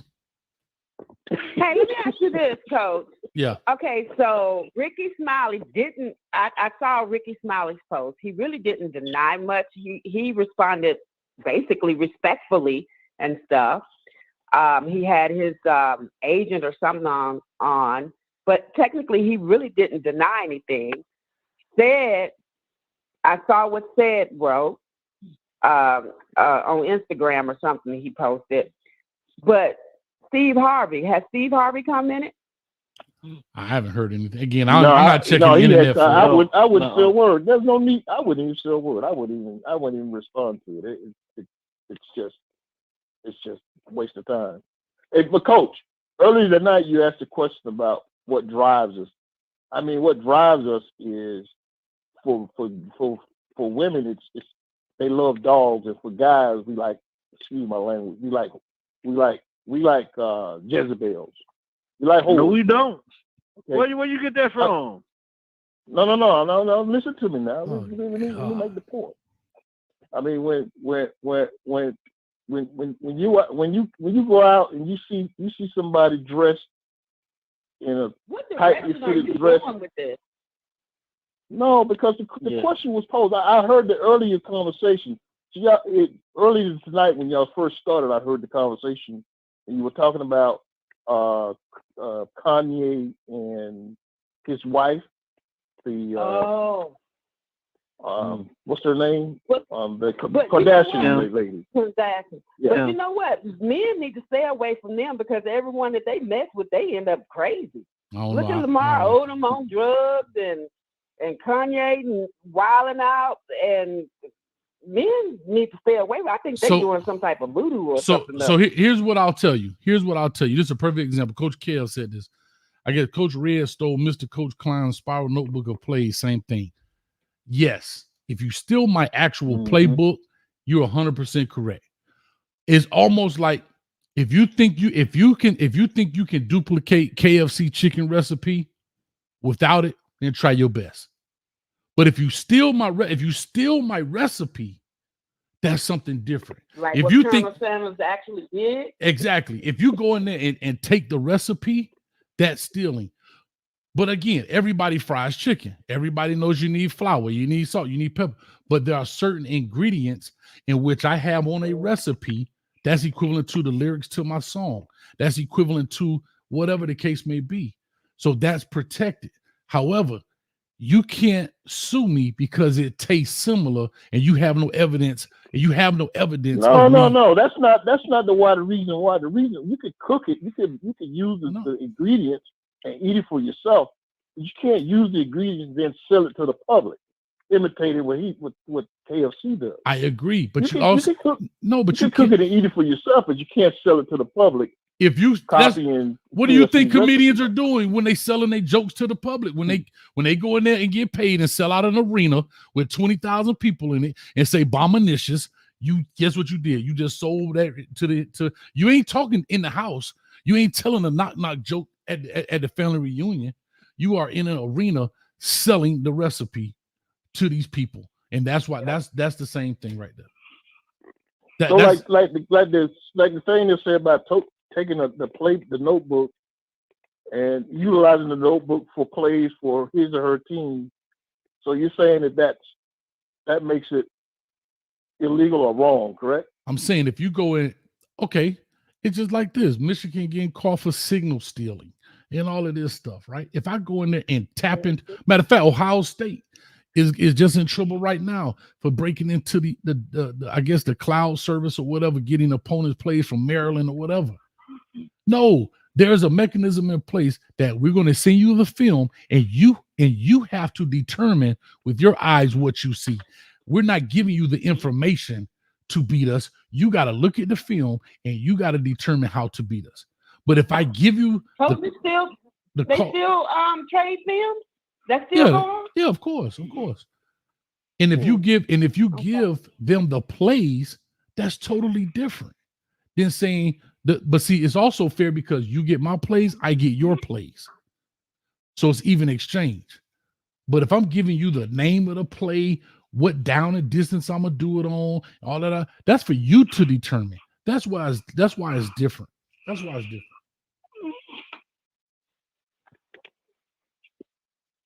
why it's different. That's why it's different. In my opinion, I think I said this. I think Katt was telling the truth. I don't think he was lying at all. Nah. Aside for the 3,000 books in 1 year. I think he embellished some pieces. I think he did for entertainment value. And I think he added he inflated some things. I don't know what that is and what about the Ludacris segment he had about cutting the beard and the $200 million. What we think about that? So here's what I'll say, and I'll be done with it. If you look at it, I'm not saying it's right or wrong. That might have been the most outlandish thing I think he said. But what did he do? He put you in a place to make you feel like, damn, that could be true. He said, go look at what is it called? What's the name of the movie? The driving movie, man. They go fast. What's the name of the movie? Fast and Furious. Fast and Furious. He said, how many they on right now? They on 10? They on 10. Yeah. He said they on 10 right now, right? And you don't see Ludacris in a bunch of movies. He stopped rapping. Yeah. He said, guess what? 200 million. Well, he's a family man now. You would be a family. Oh, you would be a family woman too. Wife.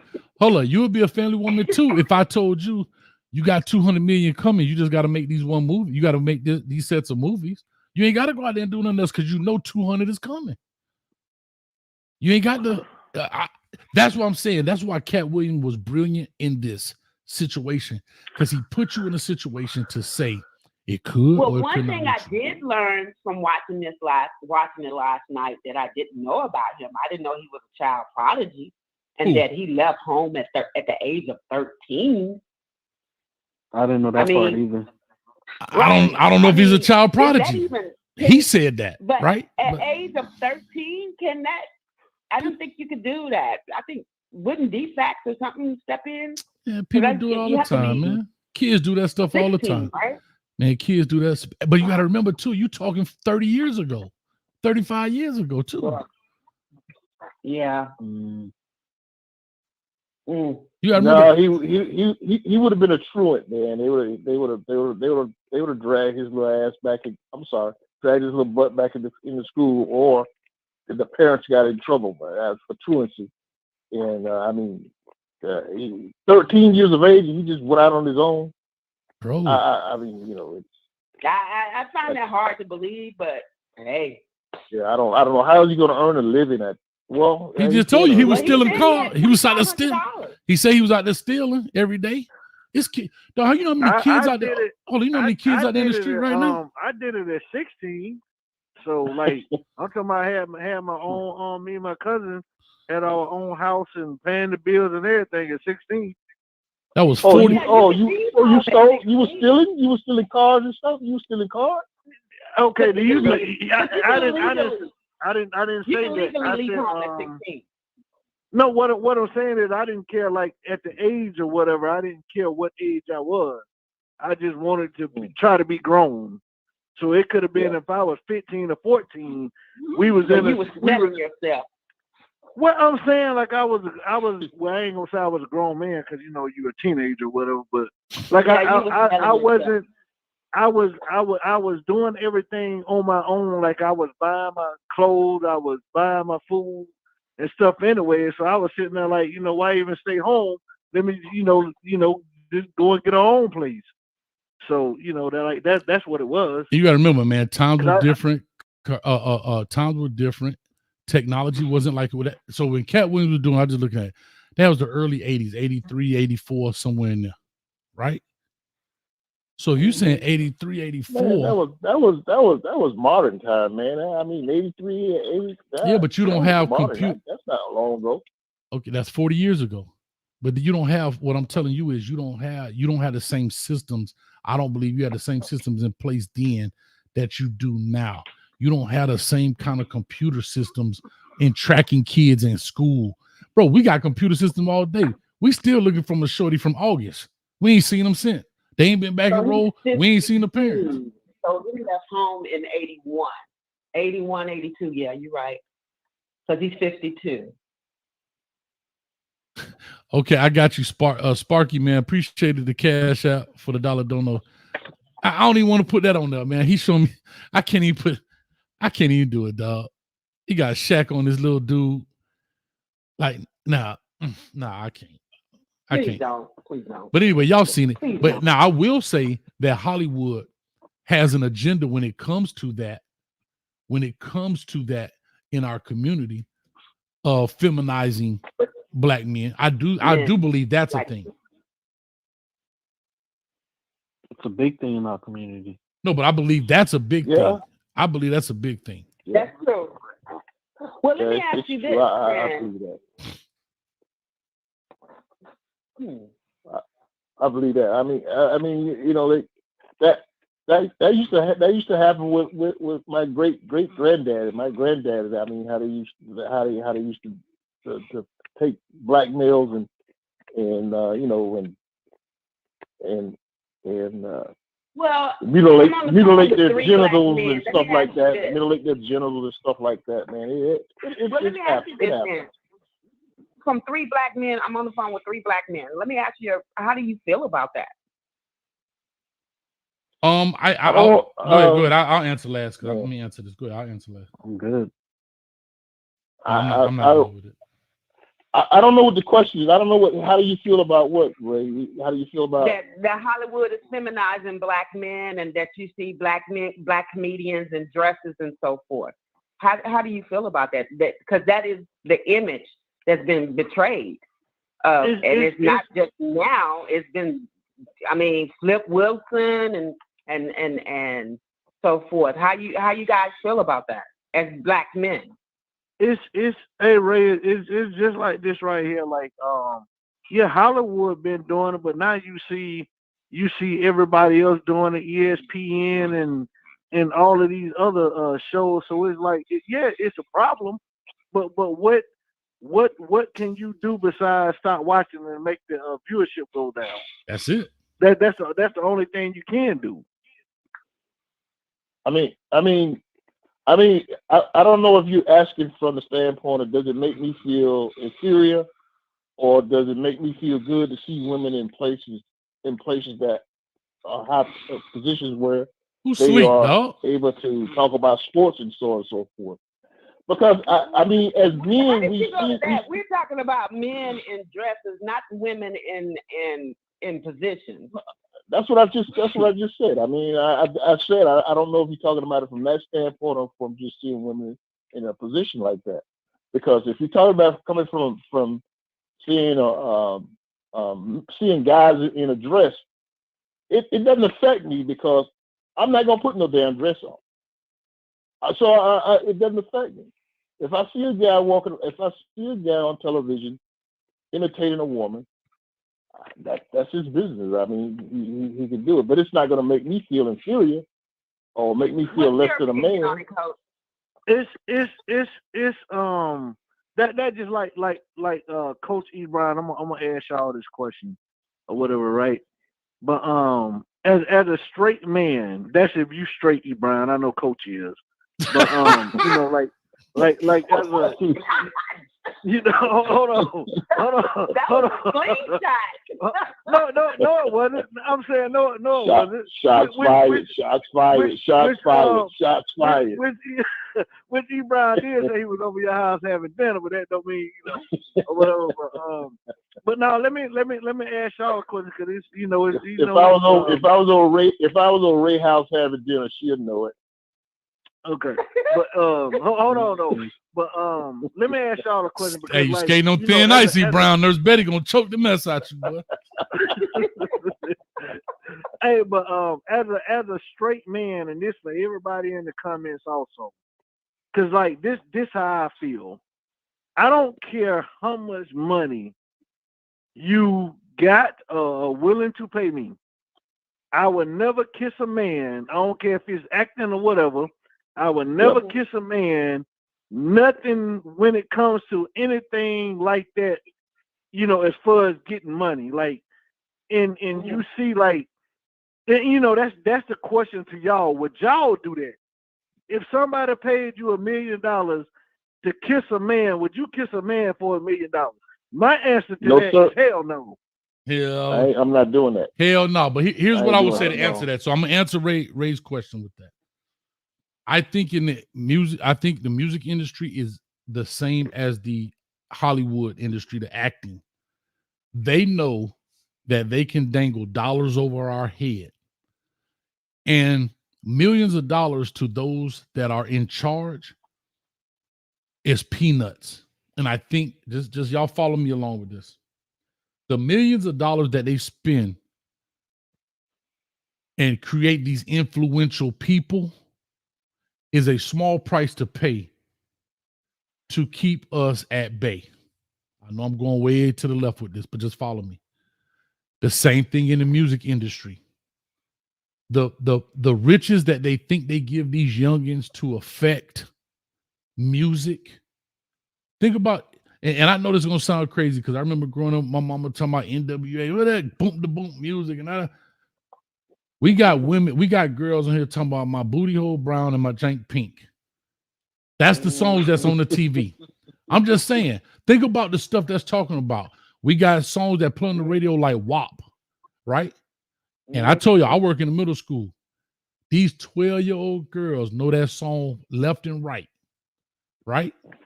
Okay, Hold on. Can't add.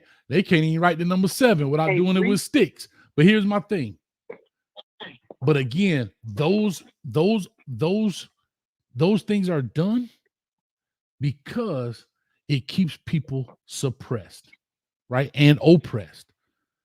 Love and hip hop, whatever. Those are minor dollars. Yeah, okay, they walk around with millions of dollars. But that's baby money to billionaires. Ooh, but see, the truth of the matter hold on, is Rob, because I'm they're going to walking around with $1 million. I know, but that's what I'm. But yeah, some of these guys got $1 million, $2 million. But that's baby money to them.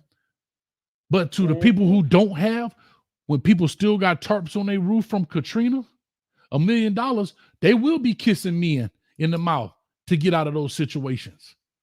See, we won't do it because I think we all kind of live maybe in decent situations and we kind of comfortable where we are.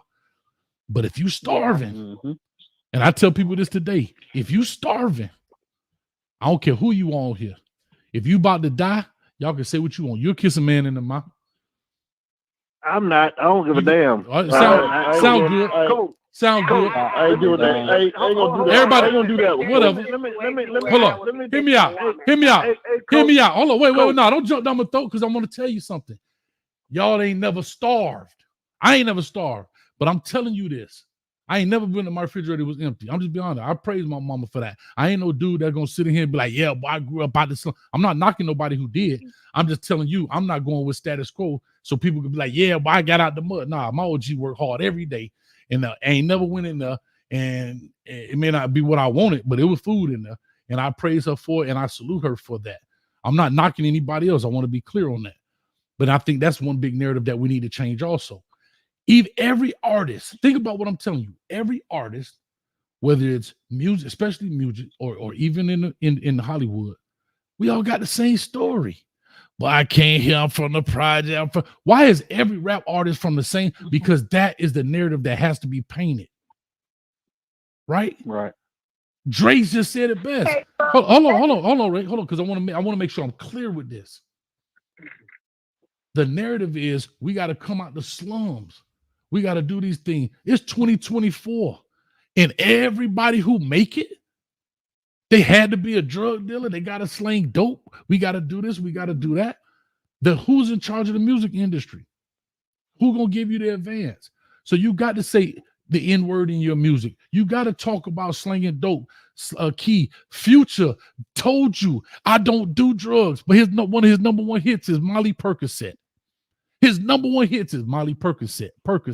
And he said, I don't do drugs. Mm-hmm. So what is he doing? He's infecting the people. So they'll let him make some money, but he's infecting millions. Just like in the music, just like in Hollywood. We'll let these people make money. But yeah, put that dress on, affect millions, this, that, and the other. I don't see any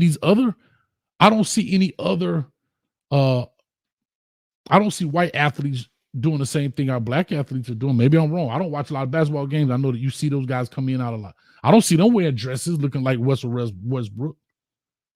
Maybe I'm wrong. Well, I have a rebuttal. They don't. The craziest you'll see is the Birdman from Miami with the tattoos and the mohawk, but you don't see them being feminized, I'm saying. Jimmy Butler, they talk about he's trolling. He trolling with the perm, and he get up there with his nails and he pull his hair to the side. That's trolling today. That's trolling. You definitely seen Dennis Rodman do it. Come on, hey, Coach, Ricky Williams in a wedding dress. About him. Dennis Rodman was crazy. He was. Hold on, it don't matter. But listen, Ricky Williams in the wedding dress.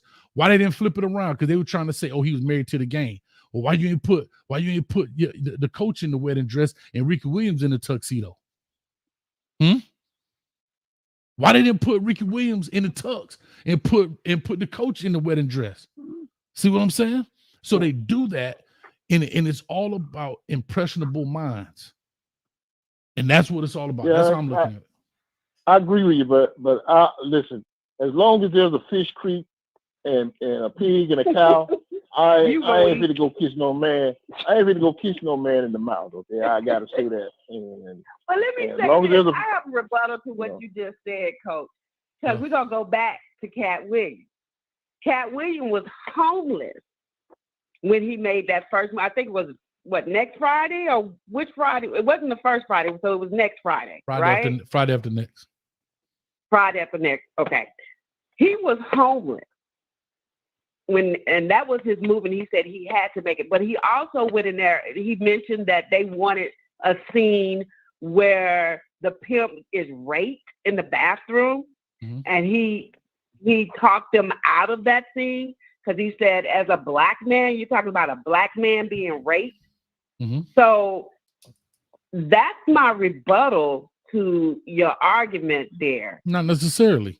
You have to remember one case because doesn't. He was in that situation, and he did not. What's the word I'm looking for?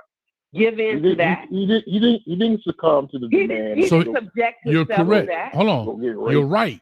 However, we're talking about an independent film. Now I won't say independent, but an Ice Cube based film, right?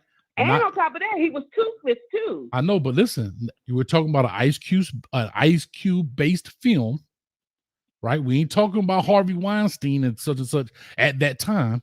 We're talking about, come on, dog. Who on his snoring, dog? God dang, that's rich. Is that E. Brown snoring? Nah, E. Brown ain't That's not E. Brown just woke up. He just woke up from his nap. So what I'm saying is, with Katt Williams, that was a I don't want to say a blackface based film, but that was a Ice Cube film. I hate to use the word low budget, but it wasn't a industry film. Let me put it that way. It wasn't an industry film. Now, here's the deal. Just because you went in there and asked for it and he got it, my question is, what happened if they would have stayed fast and said no? We never know. All I'm trying to tell you is, according to him, he has walked away from $50 million for a time because they wanted him to do stuff like that. He wasn't starving anymore. Right then, he was starving. See, that's the difference. If he wasn't, he was starving. He just said, we were living in a trailer on that set. Imagine, let's just say, hold on. No, 50 million after he have walked away if they had I don't know. Removed that scene. I don't know. I'm not saying he would or wouldn't. I don't know. I'm not saying he stood up and he stood his ground and said, hey, I would like to do it like this. And maybe they said, okay, cool. But just imagine if they would, do you think every dude that stand up in a dress probably be like, no? And then they end up doing it? We've seen that over and over. We literally saw Kevin Hart talk about, I'm not finna apologize for some jokes I did 10 years ago. If I gotta apologize to do the Oscars, I'm not apologizing. Guess what? And 3 weeks later, I apologize. Nick Cannon, hold on. Nick Cannon, I don't know what I did wrong. Hold on. Yeah. Nick Cannon, guess what? Guess what happens? Now that you got it, easy come, easy go. Just like Katt Williams say, I could take it all away in 2 days in a weekend. Nick Cannon has to apologize. Everybody has to apologize.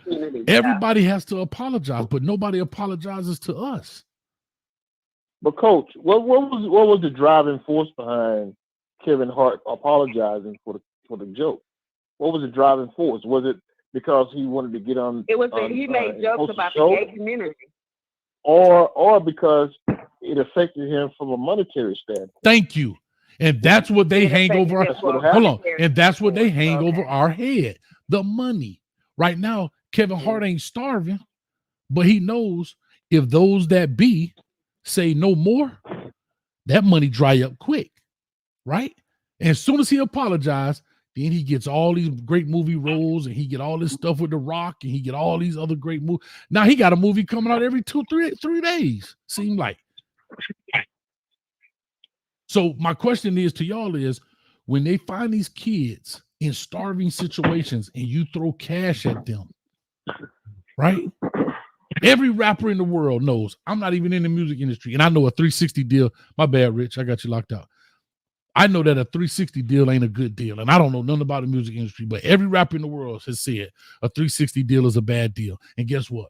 These rappers still signing them today, to this day. Why?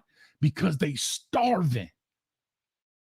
So what do you do? Explain to me the 360 deal. I don't. It's something about that. I don't know. Basically, it's about once you sign this deal that everything that you do from now on goes back into the music industry. I don't know, but I know it's a bad deal. And these 18, 17, 19, 20-year-old kids sign up because in their mind, they saying, if I could just get through this first deal, I have enough money, then I can go do my own. And it never works out that way. It never works out that way. So that's the point. When you are starving, and imagine this, you are starving, like you are literally at the point of death. And somebody say, I know, but hear me out. I can give you somebody say explain starving. I'm gonna explain it right now, Marquin. Here's what starving means. And I'm not talking literally in the sense of hungry, but I'm gonna use this example. You are literally at the verge of death. And like you could probably make it 2 more days, 3 more days. And somebody says, here go a hamburger today, right? A full meal today. But if you wait another week and try it out, you have unlimited food. How many people take that hamburger today? 90%. I mean, you'll take the hamburger, but man, but but that's the same kissing and tonguing. Yeah, kissing and tonguing another man and laying in bed with him and. But listen, and backsliding. I hear you, but hear what I'm telling you.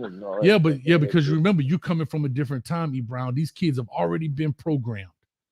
These kids are 10, 11, 12 years old at the school I work with, and they are full-fledged relationships, gay relationships. At 10, 11, 12. They programmed. I want to say this, Coach, not to interrupt me, Coach, but to say this, Coach. I mean, for throughout our history as Black people, we've always been in that position. We've always been an impoverished community, and we weren't kissing and hugging and smashing each other as guys. Society wasn't like that. That was taboo. Today, today the kids' cartoons are suggestive. Disney is suggestive. Everything is suggestive. The commercials are suggestive. It's okay to have money in their community. And again, everybody does what they want. I'm not tripping. I'm just telling you about the reprogramming. They're normalizing it. They're reprogramming of the mind. Bro, here's a perfect example. Okay, check this out, bro. Yeah, we weren't kissing boys and all that stuff. But guess what we were doing? We used to tell me if you ain't do this, E. Brown. Then you used to have to go sneak in your uncle or maybe in your daddy room to get the little nasty magazine, the little nudie magazine. Remember that? Everybody Hold on, hit me out. Hit me out. Everybody did that. Am I right? I got a better one. Right, you're right. When Uncle the Jet magazine. Hold on. People used to look at Jet magazine like it was a straight porno flick. And she got on a whole bathing suit. Hold on. Yeah. Uncle Luke videos. Go look at 2 Live Crew videos today. We were looking at that thing like, my God. Man, them things rated P, them things rated G today compared to today's videos. Mm-hmm. What I'm telling you is compared to social media, they've normalized it. So now, if we see a pair of breasts, if these kids see a pair of breasts on the internet, it ain't no big deal. They'll scroll right past it. No big deal for them. But imagine if we was 13 and some breasts came on TV, but we'd be like, oh my God. Now these kids, man, think about it. They can access any of these sex sites. They can access any of these porn sites right from their phone. And it's no big deal to them because it's been normalized. That's all I'm trying to get you to do. And it's crazy too because y'all know, like I don't do social media. I don't do like Facebook, Snapchat, TikTok, no none of that. Right. TikTok. He said TikTok. TikTok. That TikTok. Yeah, well, you know whatever it is, TikTok, Tacto, whatever it is, right? I just do Facebook. I don't do all the other ones.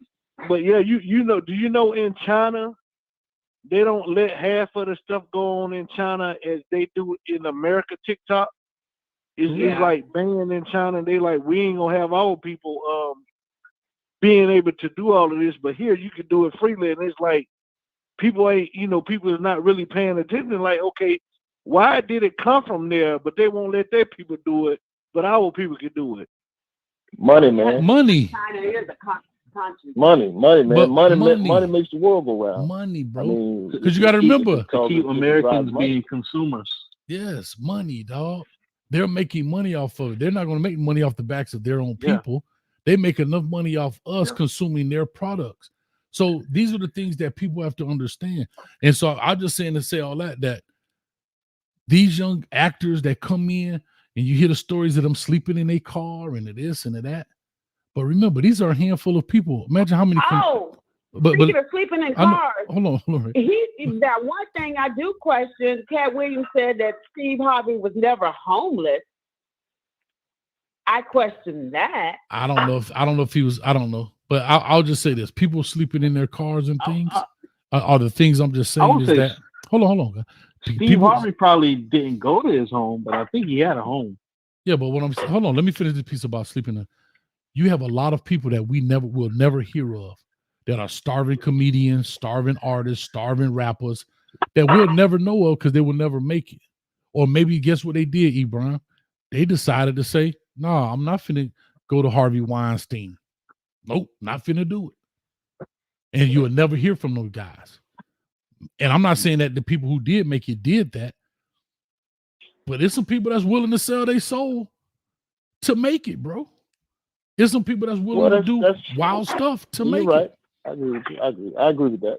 I agree with that. I mean, you see it with when it comes to Harvey Weinstein. You see it with some of the women that come forth, and you're like, you're 20 years old. The man is 60, and you go to his place 3 o'clock in the morning, and then when he tries something, then you get upset and you're crying, and you're like, what the heck were you thinking? What the heck you think you was bringing me there for? Here's a perfect example. You're not gonna put the blame on the woman. No, I didn't put no blame on the woman. All right, but Ray, no, we're not putting the blame on the woman. But let me ask you a question. No. Who in the world? Okay, you tell me why these 20. No, they didn't change stuff. Why would a 21-year-old woman go be Hugh Hefner's girlfriend? Just tell me why.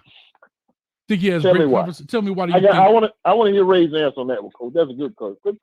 Good question. Are you saying for the standpoint of being raped, or are you saying for the standpoint of? No, we're not talking about the standpoint. Why would a 20? No, we not talking about rape. No, anybody talking about no rape. I'm just. No, let's not use that word again on here either, because they'll ban me on that. So I'm sorry. No, you got you fine. We're not talking about somebody.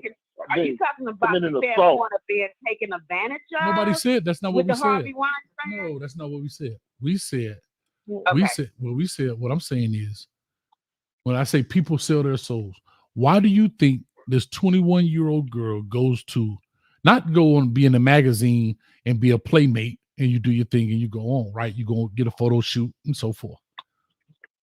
Why do you think they go be his? Why do you think he sit around with 4 or 5 of these 22-year-old blonde girls and they his girlfriend? They all sleep in the bed. Why do you think they did that? You think they did that because they really love that man? No. So they be put on. So in essence, they sold whatever. And I'm not here to knock this. I say the same thing. A lot of it about Bill Cosby. Not saying what happened to them, but a lot of these people went in that situation. Not saying what he did was right or wrong. I don't know. I wasn't there. But you're interested in him because you thought you're gonna get put on. You thought you were gonna get put on. And so you sold yourself. Now the roles are reversing where another man, instead of the man taking advantage of the woman, you see the man taking advantage of another man now. And he like, Kevin a little short dude. You see what he all about. Hey, Kev, check this out. They said, hey, what's that model, that black model, that Tyson, y'all know what I'm talking about.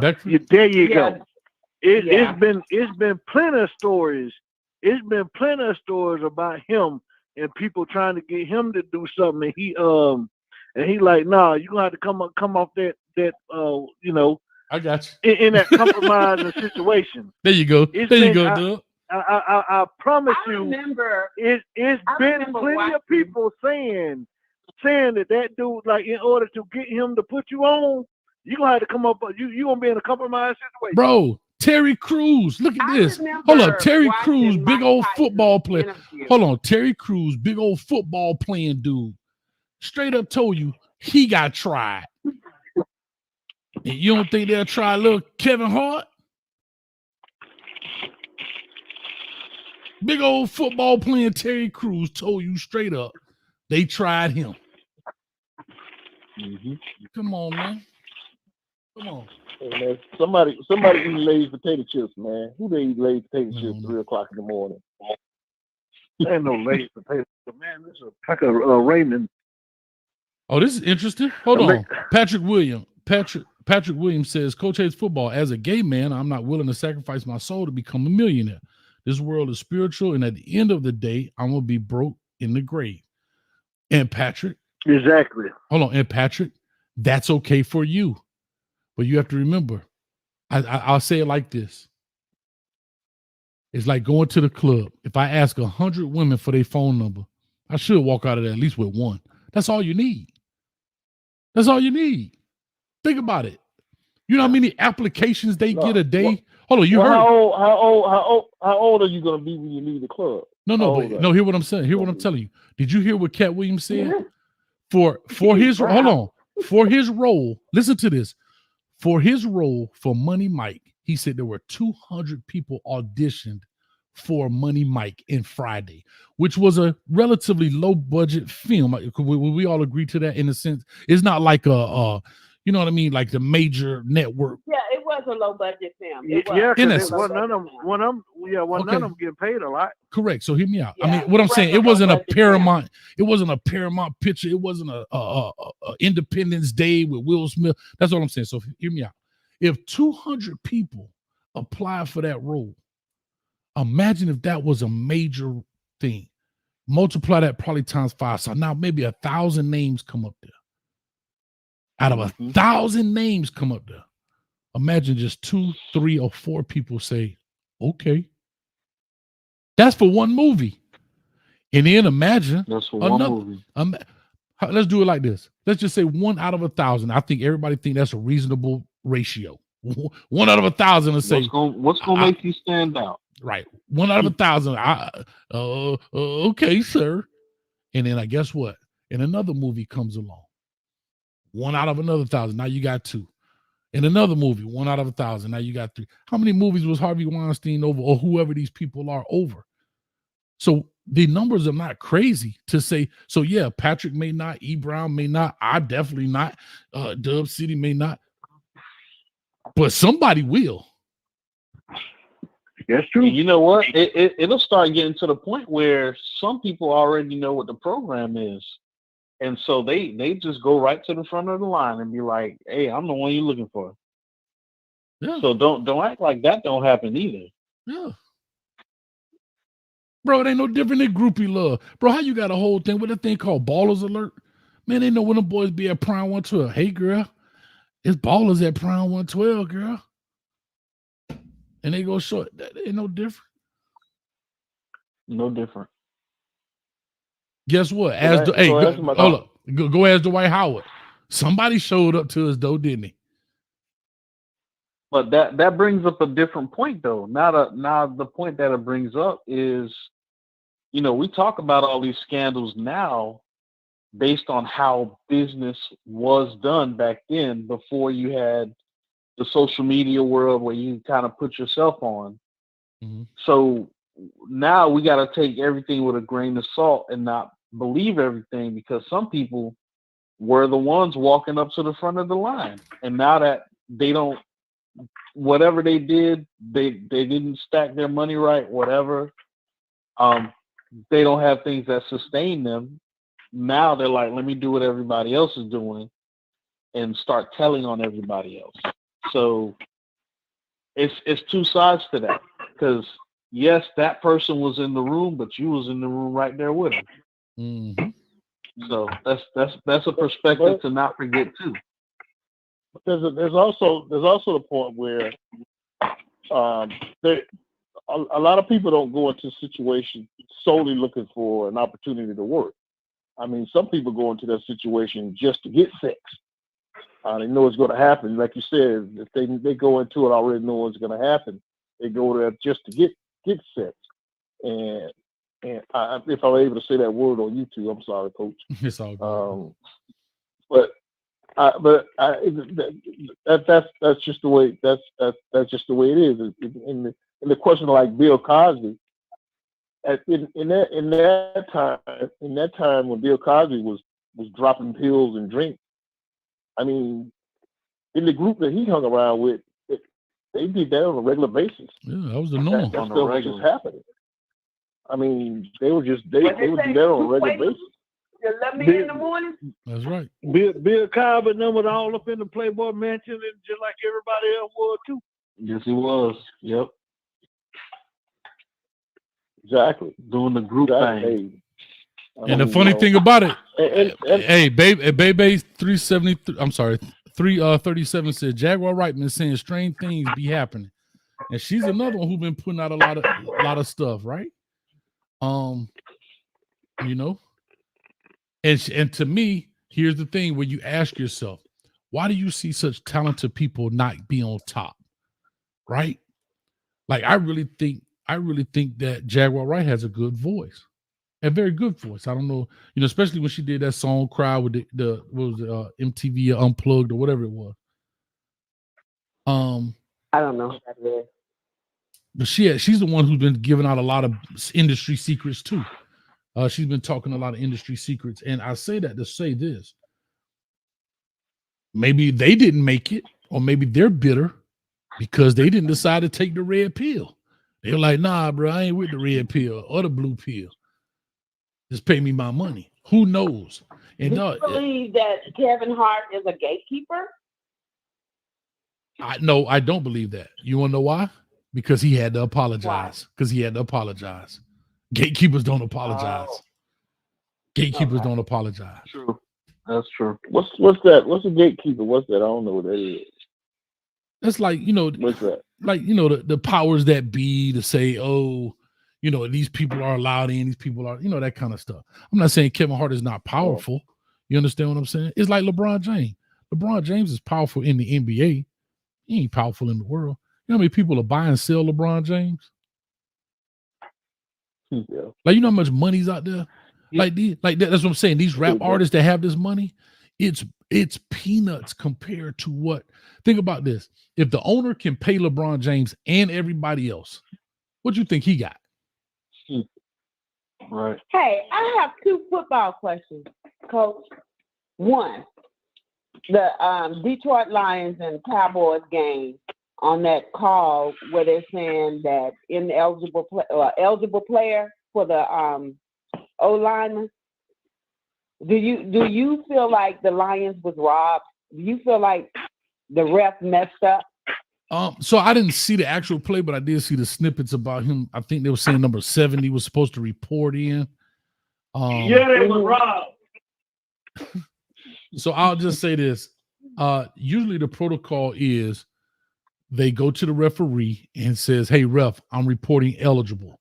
Referee should come on the mic and say, "Number 70 is reporting eligible." That's it.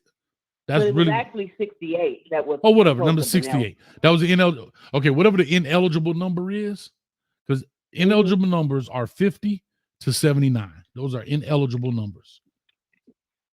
So any number between 50 and 79, you're supposed, if you're going to be eligible, be the last man on the line of scrimmage or whatever, then you're ineligible. Same thing that happened with, I don't know if y'all saw the Jordan Seaton throw in the All-Star game in high school.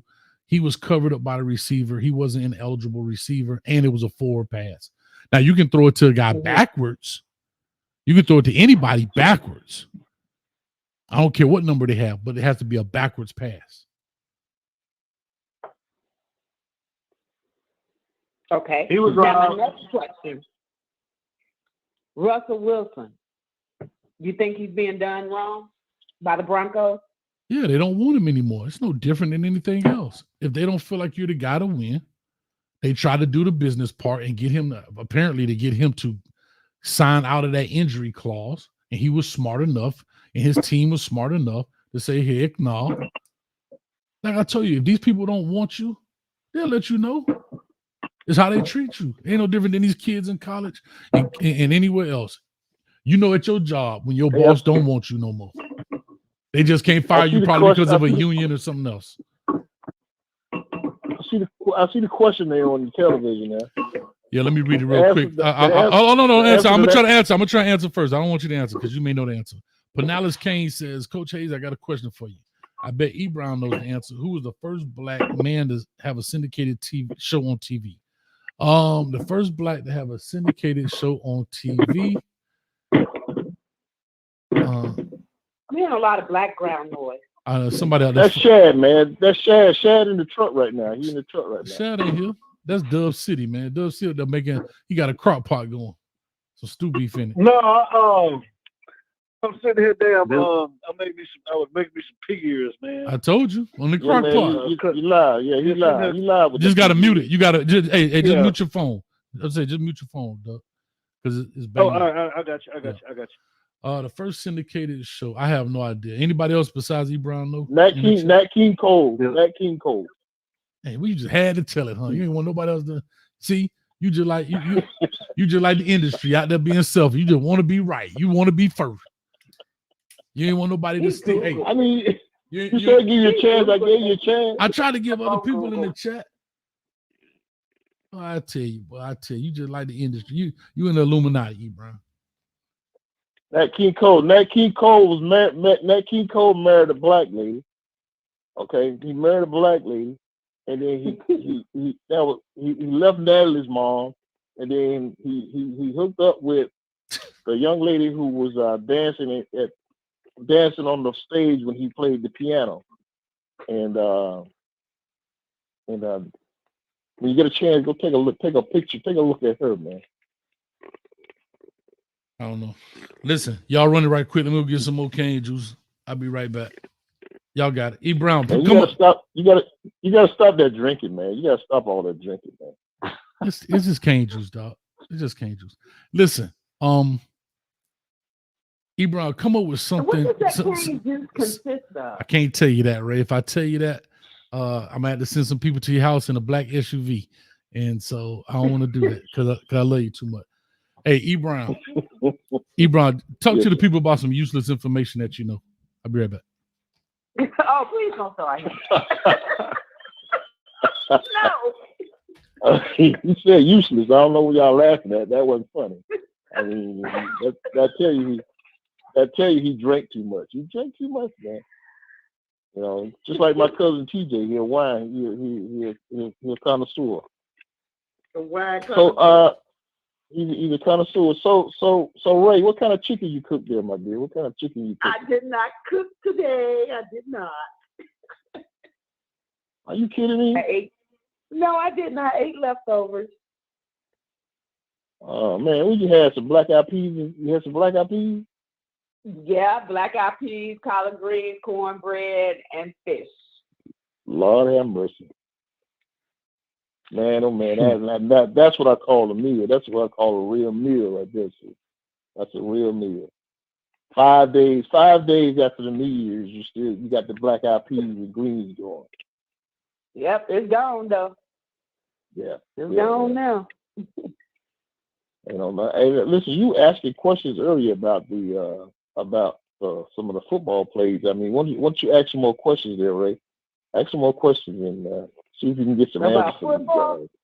About football and anything. Because I actually watched that game and I watched it live when it was going on, and I don't know. I just think that Detroit got robbed because I saw when the three linemen walked up to the ref, but I didn't know what was going on at the time. And then, they did the play and he scored the touchdown and they called it back. Well, don't you think the smarter thing for Campbell to do at that time, because if he had just kicked the extra point, they would have tied the game up. That's what I kept saying, because they had like 3 different times. I was like, kick the extra point. So essentially, they wasn't robbed. What happened is he just made a bad coaching choice. And they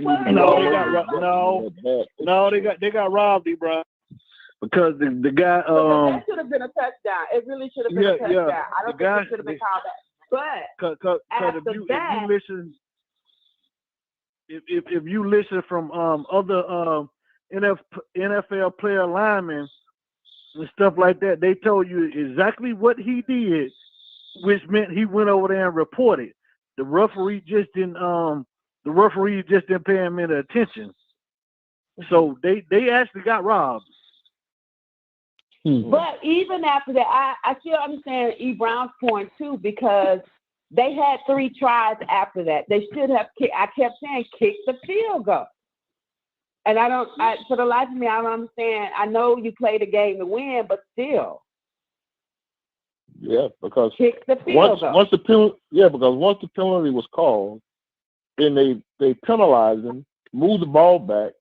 You should have just hit the field goal group and then kick the field goal, tie the game up, and take his chances from that point. Because Detroit's defense was playing great. So, but he knew if they would have went to overtime, they weren't going to win. I got 2 questions. That's why he was trying to win the game. I got 2 questions. I'm sorry. I'm just jumping back in. Hate to do it. Well, that boy, hey, Rich. Yo. You all right? Mm-hmm. Okay. Yeah, I'm good. Boy, you was. All right. Good too, Coach. No, that wasn't me. All right. I know you good, Ray. You over there No, that's, cooking. You over there cooking some chicken wings, Ray. Ray over there cooking right now. No, it's not going to ever let me live that down. No, we ain't supposed to, Ray. That's what we do. But anyway, let me ask y'all this. The last y'all could sing happy birthday to me, though. When your birthday, right now? Today? No, Monday. Well, I guess what? Monday coming? I'm going to say. Monday coming. D, what's up, baby? I know you on that road, boy. Be safe out there. Listen, I'm going to say happy birthday to you now, but we'll do a pregame on Monday for the national championship. So we'll definitely do that then. So make sure you what you call it? Let me know. Remind me. But anyway, with that being said, Ray, there go my happy birthday slap to you. Happy birthday. What? Okay, where you slapping me at? You know I'm a flirt. Where you slapping me at? I'm just going to tell you this now, Ray. Don't tease me with a good time. I might like it. Hey, once she grin, I'm in game begin. I keep telling y'all that. Yeah, you gotta pause. Y'all nasty now. Y'all nasty. You gotta pause. You know, how you talking about nasty? Hold on. How you talking about nasty? And you were just over. Hold on. How you talking about pause? And you were just talking about you was at her house. Exactly. All up in my bedroom. Talking about she got a heart-shaped bed in the middle of the floor. Oh, Sally. Whew, that girl. There's absolutely nothing wrong with imagining stuff. I mean, imagination is healthy. That's called being healthy human being. She said, "Where you slap me at?" And you know what? Let me piggyback on that imagination, because back in the day we had to use our imagination. Nowadays you don't. I'm gonna leave that there. I'm down with that. I'm down with that one too, Ray. I'm down with that one too. Listen, let me ask y'all these two questions, because I'm up here downloading this video. Let me ask y'all these two questions. Michigan, Washington. I'm sorry, Michigan, Alabama. Good call, bad call. That was a good game. Good call, bad call. I honestly thought Alabama was going to win. Michigan shocked me. They shocked me. I know, but I'm saying, expecting for their defense to be the way that they were. I'm saying, but good call back. E. Brown had to leave. Nurse Betty must have been on YouTube and heard that. He had to jump off right quick. See? Matter of fact, hold on. I'm finna call him on the phone right now. Hold on. Watch this. Hold up. Hello? Oh, damn. She's slapping you around, E. Brown. My bad. Nurse Betty, he was just joking. Oh, my God. Nurse Betty, stop. Don't slap him like that, Nurse Betty. He was just joking. Oh my God. Hey, dog, just call me later, dog. Bye. Oh, golly, she ain't playing. But anyway, good call or bad call. Good game. Good call or bad call. Last play of the game. On what play? Last play of the game. Both of them. The very last play of that game? The very last play of the game. Good call, bad call. Or before overtime. That was a bad call. Good call. No. Well, I just wanted Michigan to win. I ain't care what call, how good. I just wanted Michigan to win. I get it, but the reason I'm asking because it was green. Okay, the reason I'm asking, I can't stand Bama. Y'all ain't nobody answering the question. Do y'all think the call was a good call? Good call or bad call? It was a bad call. Okay, it was a good call. I'm gonna actually say, after I looked at it and I saw the 22, I'm gonna say it was a good call. It was actually open. I'm gonna actually break this down. I'm supposed to be. I don't even think I'm gonna be going to Georgia, but anyway, I'm supposed to be. I might break. That play wasn't open. They defense plugged every hole. They surely did not. Up that middle. No, they did not. Yes, they did. Yes, they did. Nope. J.C. Latham got blown back. Yes, and he tripped over. They plugged up every hole. Nope. He would have literally walked right in. J.C. Latham leg tripped him up. If he would have blocked. No, but J.C. Latham got blown back and his leg tripped him up, and that's how he felt. He would have went there and slid right up underneath Santa Steele, number 0 from Michigan, and he would have slipped right in there. Okay, say that again. Say that again. What happened? Say that again, because I watched that play. I know. If you look at the right guard, I mean the right tackle, they pulled the right guard around. They had it sealed up. Alabama had the push and everything, right? And people were talking about, oh, the motion. The motion actually helped them out because it cleared the guy out the box as well.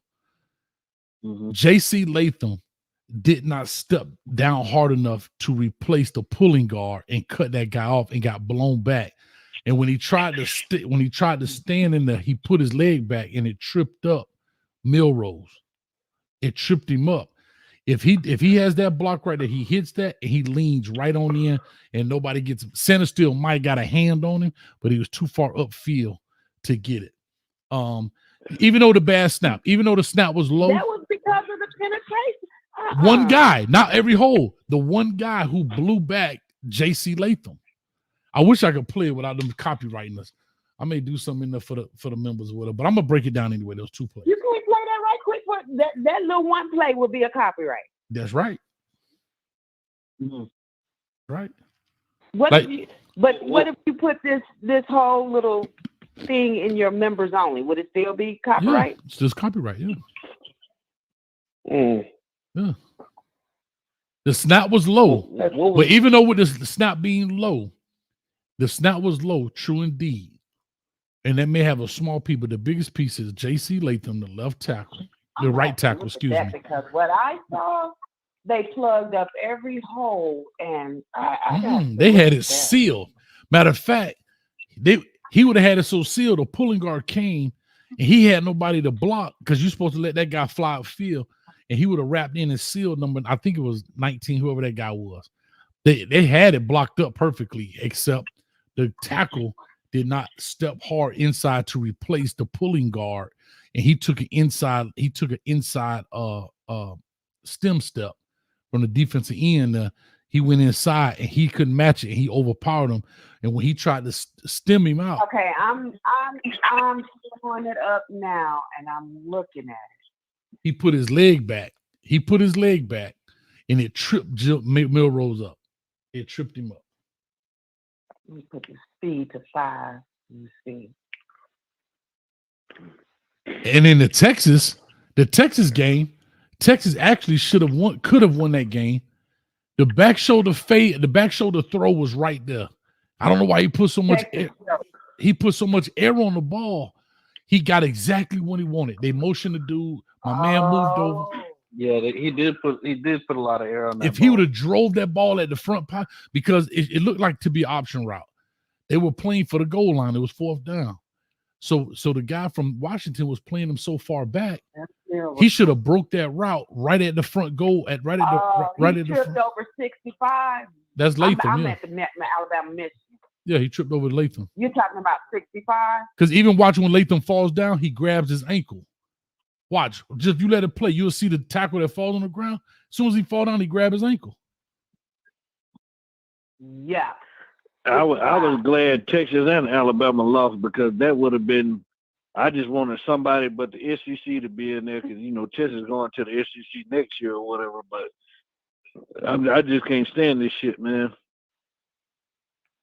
Well, I'm glad Michael Penix got an opportunity to play on the biggest stage too, because I feel like he's been underrated his whole career. I'm looking at this. Even if that hadn't happened, he still wouldn't have made it, because a guy had ran past 65. And he would have gone. No, he would. He still wouldn't have made it. He would have made it to his left. He would have ran right there. I think 0. I think center still is 0 for Michigan. Whoever that guy is at the bottom of the screen. Because it was 4th down, so it was 4th and goal. So he still would not have made it. He would have made it. He would have made that. Yeah, he would have made that. They had it sealed. He would have pulled right through 0, because if he wouldn't have got tripped, he puts his foot in the ground and he goes to his left. He'd have walked right in. Because they had it sealed up. If he doesn't trip over that guy, I promise you. I'm going to just do a video and explain it. And I'm just, I'll take the copyright hit on that and be done with it. But I'm not going to do it on this tonight. But I'll just take the copyright hit on those. I'm just going to explain those 2 plays and be done with it in that sense, and just take the copyright hit, because they're going to get money. And here go the funny thing, right? that people tell me, oh, won't you put up that for educate? That YouTube don't care about no educational use.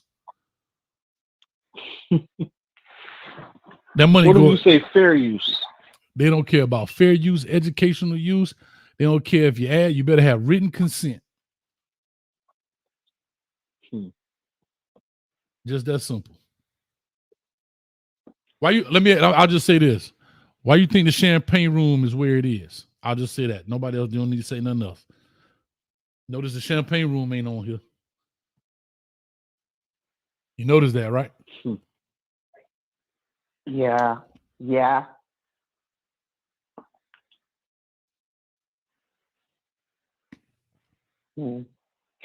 So Yeah. I'm sorry, I still have to disagree. I done played this back several times. I still have to disagree. I understand. I No don't problem. think he still would have made it in. No problem. I understand. 99% of the time I agree with you, but this is that 1%. I ain't got no problem with that, Ray. I totally understand. But I'll go through the video and explain it. I mean, it was a low snap. There was a low snap. I think he at 240 pounds, he'll power through that dude. Through zero. Let me see if they have an end zone cut of that. Oh, they do have an end zone cut of this. See, I can't play it on here, man. I might be able to do a live picture. Nah, I can't do that. And I have to say this. Mm-hmm. The football committee, they actually got it right. They got it right. They actually got it right because the number 1 and the number 2 teams are actually in the national championship. They didn't get 3 and 4 right though. Who should have been 3 and 4? Bro, they got this. I The end think. zone I honestly think, like, to be honest, I don't think care. Georgia should have been in it. That's what I was about to say. I think Georgia should have been in the playoffs. Yeah, Georgia should have been one of the teams, and I don't care what if they beat Florida State like they did, because half of Florida State team wasn't playing. I think Florida State should have been in there too. But here's the thing: even if Florida State had their entire team, including the current the quarterback with the leg broken, Georgia still would have won. Oh yeah, but I'm saying you said I'm saying we'll never know. But all I know is that they was talking about how Florida State quarterback play was or whatever and stuff. That's why they didn't get in. But look what Alabama did. The quarterback only had barely 100 yards passing, so it would have been the same difference. So it is what it is. They should have put Florida State on in there. That's why you play the game. Shad, you saying something right now. Hold on, Shad. You saying something, Shad. You saying something. I was working on something today too. I don't know if I got it. You gotta give me a second. I might have to pull out the board. See if I can pull out this book. Appreciate that, Shad. I might do that. I don't know if I can. I was actually working on that today. Yeah, you're gonna have 8. You're gonna have probably 8 SEC teams in it,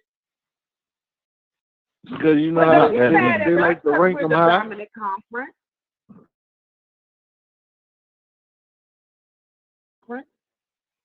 I'm saying you can't. I'm not gonna say you got to look at it like this right here, and it's nothing against the SEC, but it's the simple fact that they only put SEC in there, and you heard them say this, because of ratings. That's it. Because if you really look at it, and I talk about this all the time, Ray. Every time I get on here, I talk about this. We just talking football and stuff, right?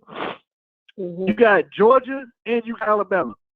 Mm-hmm. Name another team in the SEC that's actually won a national championship besides LSU, Auburn, and Florida in the past 20 years. You can't name one. But they earned their right to be there. You're missing the point.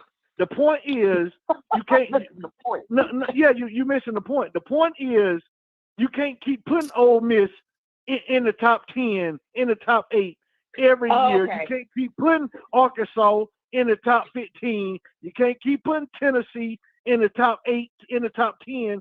And that's why SEC always is ranked higher than everybody else, because every time they also lose, go on the strength of schedule too, right? But the strength of schedule don't really mean nothing if everybody else is losing 5 games a year. Yeah, that's true. I agree with that. And then the bowl season proves everything.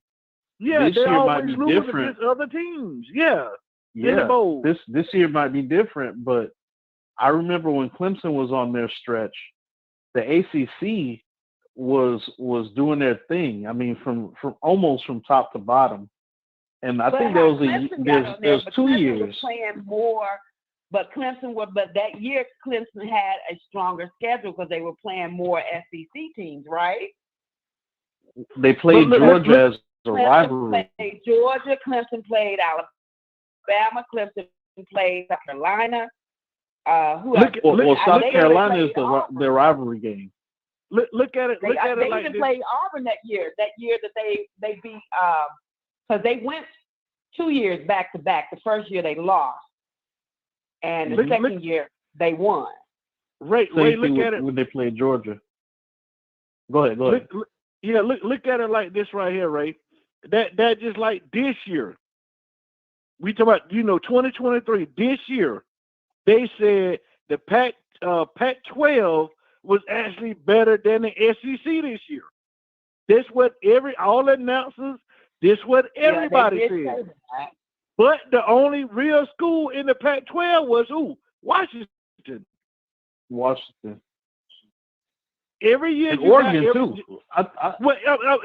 Oregon, but Oregon lost 2 games or whatever. But Oregon was a good team. But they were saying that Pac-12 as a whole, but the Pac-12 as a whole wasn't good. Just like the SEC as a whole don't be good every year, but they act like they are.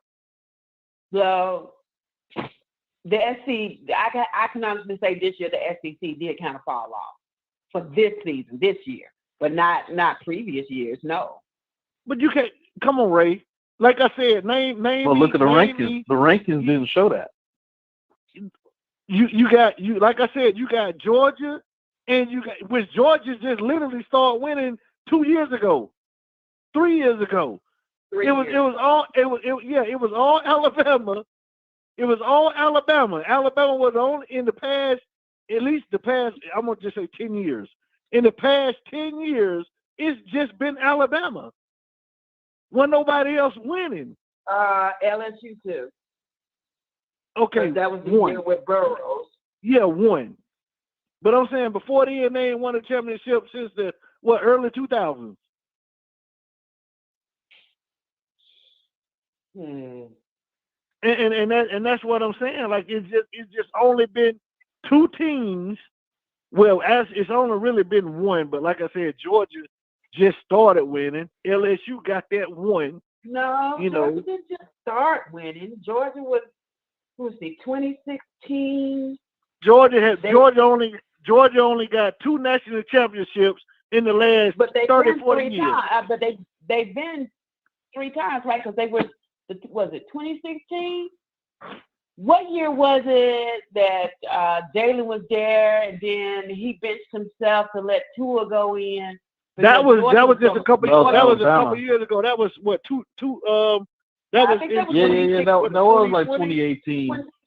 2019, 2018, something like that. Yeah. Okay. Cause that's when they had. Cause I was telling somebody on here. Nick Chubb, Sony Michel. They don't put a 2-loss SEC team in the national championship game. That was that year. Well, in the playoffs. Because I think Alabama beat Georgia, but they still put Georgia in it. Mm-hmm. Yeah, because Georgia had only 1 loss. Yeah. And I think Kirby, which I thought too, that would have happened this year too, but there was more undefeated. There was more teams that were undefeated because Michigan was undefeated. Washington was undefeated too, right? Yes, they are. And Texas had only one loss, or was it 2 losses? No, just Texas one. only had 1 loss. One loss. And that was to was Oklahoma. Texas and Alabama had one loss. Okay. I still say Georgia should have been in there because they were the defending national champions. They only lost 1 game, and that was in the conference. But I'm saying even but besides game. that though, Ray, like honestly, if they would have reviewed that catch the Alabama receiver caught, Alabama probably would have lost. If they didn't actually count that catch that was rolling on the ground and they said the Alabama receiver caught it, Georgia probably would have won. But yeah, Georgia deserved to be in there. They should have been in there. All right, y'all. I think we got a breakdown here. I'm trying to do a breakdown right here. Can y'all see this? Of that one play? Yeah, the Michigan play. Mm-hmm. Can y'all? I ain't know. Can y'all? Coach, I'm gonna go ahead and log off for the evening, man. Do your thing, man. I appreciate you stopping through, bro. All right, man. It was a pleasure. All right, man. All right, can y'all see this or not? Because I got all kind of screens tied up right now. Yes, I see it. All right, so it might be a little delay. All right, let me see if I can get this going right. I'm trying. Let me see. All right, so what you had here, Ray. Let me go here. You had the motion. I'm trying to get it right. So what he did was he motioned out, right? When he motioned out, it took him with him. It took the mic with him, right? Is that fair? Okay. Okay. These guys locked up. It don't matter. These outside dudes, they're irrelevant. They locked up. Let me go here, play side. When he did that, the free safety here came off the edge. He came off the edge. Okay. He pulled, so the nose right here. And I know it's a little delay for what you're looking at. So they double here. He blocked him here, right? When remember, he's no longer in this picture right here because he motioned.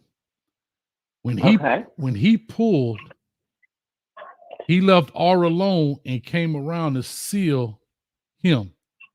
Okay? Because remember, the R ran up the field like this, right? So you had 2 guys run up the field. The penetration comes from right here. I'm gonna make it blue. Because it's not a nice word. The penetration came from this guy right here.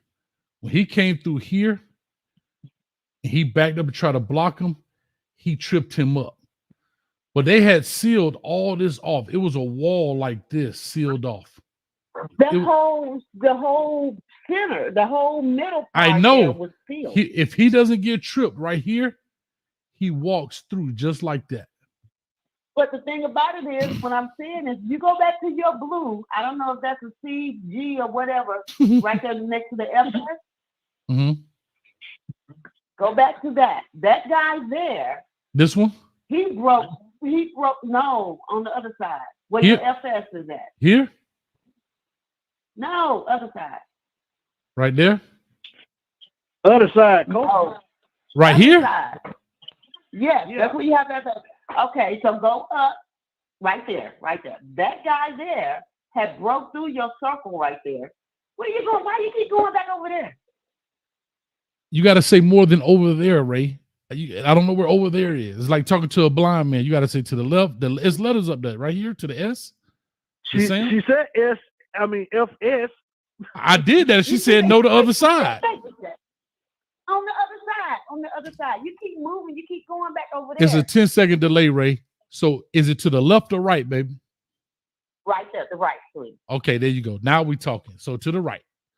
Okay. Right there. Now bring your cursor down just a little bit to the C where that line is. You got a C, and I don't know what you got in between that. Down just a little bit. That's not it.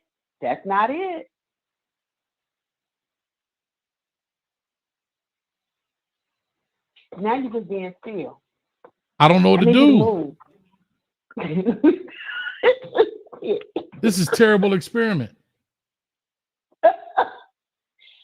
Why am I the only one that sees this? Okay, So you have R-E-N-T. I mean R-E-T-N. What's after that? E, the other N. Okay. Yeah, go to the E. Yes. You have R-E-T-N-E right there. E, him.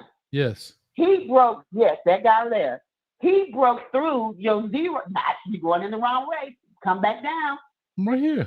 You see your O right there underneath the E? Yes. He broke through. Correct. That's what caused the O to trip.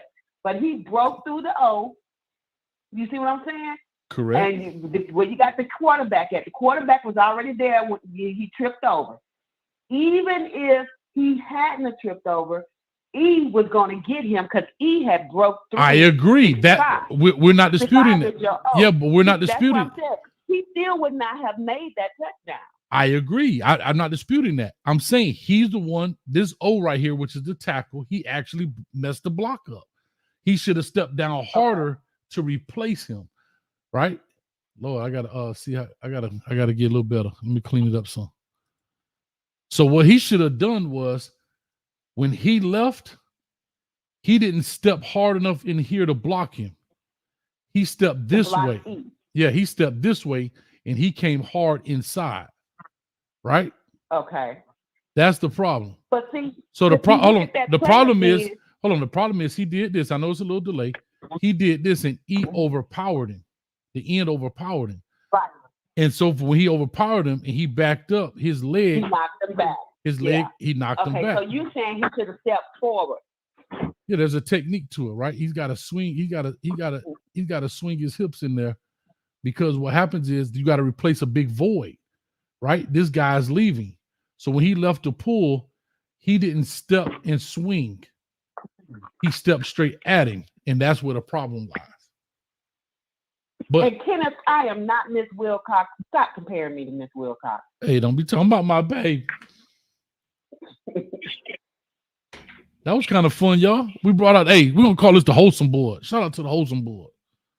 Huh? So you actually agree with me then? I do. I did agree with you. He would not have gotten the touchdown No. even if, if he blocks that end crashing in correctly, he walks in. He gets in.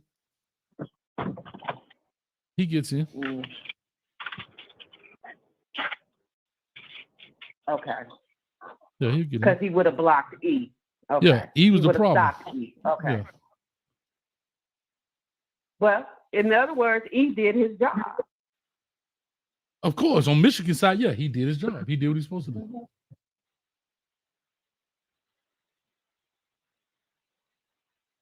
No, he did what he's supposed to do. But anyway, I'll break that down and stuff. I'm about to get out of here, man. We've been on here 3 hours, just like Cuban Kane said. He be making me feel bad too, man. Cuban Kane be making me feel bad, man. But he be telling me straight, it's gonna be 3 hours. He said this is gonna be a 3-hour video, coach. And then you're always gonna be like, it's just gonna be an hour. It's been 3 hours too, ain't it? Almost 3. Well, yeah, it's been more than 3 hours. 3 hours and 2 minutes. Well, we done covered a lot of things. We covered football. We covered current issues. We covered homosexuality. I don't know what you're talking about, Ray. Feminism. We covered compromises, Ray. Compromises. Okay, compromises. Yeah. We also covered that E. Brown got up off that phone when he was talking spicy because Nurse Betty ain't having it. That's what we covered.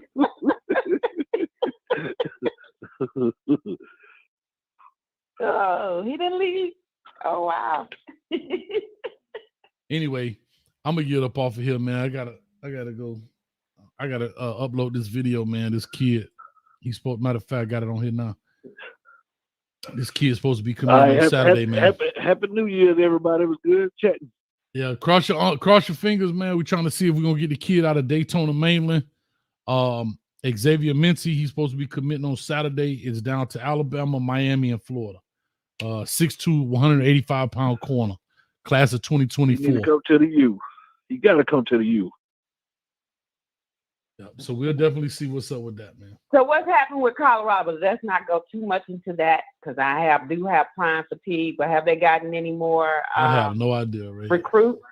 I have no And idea. what's going on with the coaches? Another coach has left. Coach Kelly has left and going to Auburn.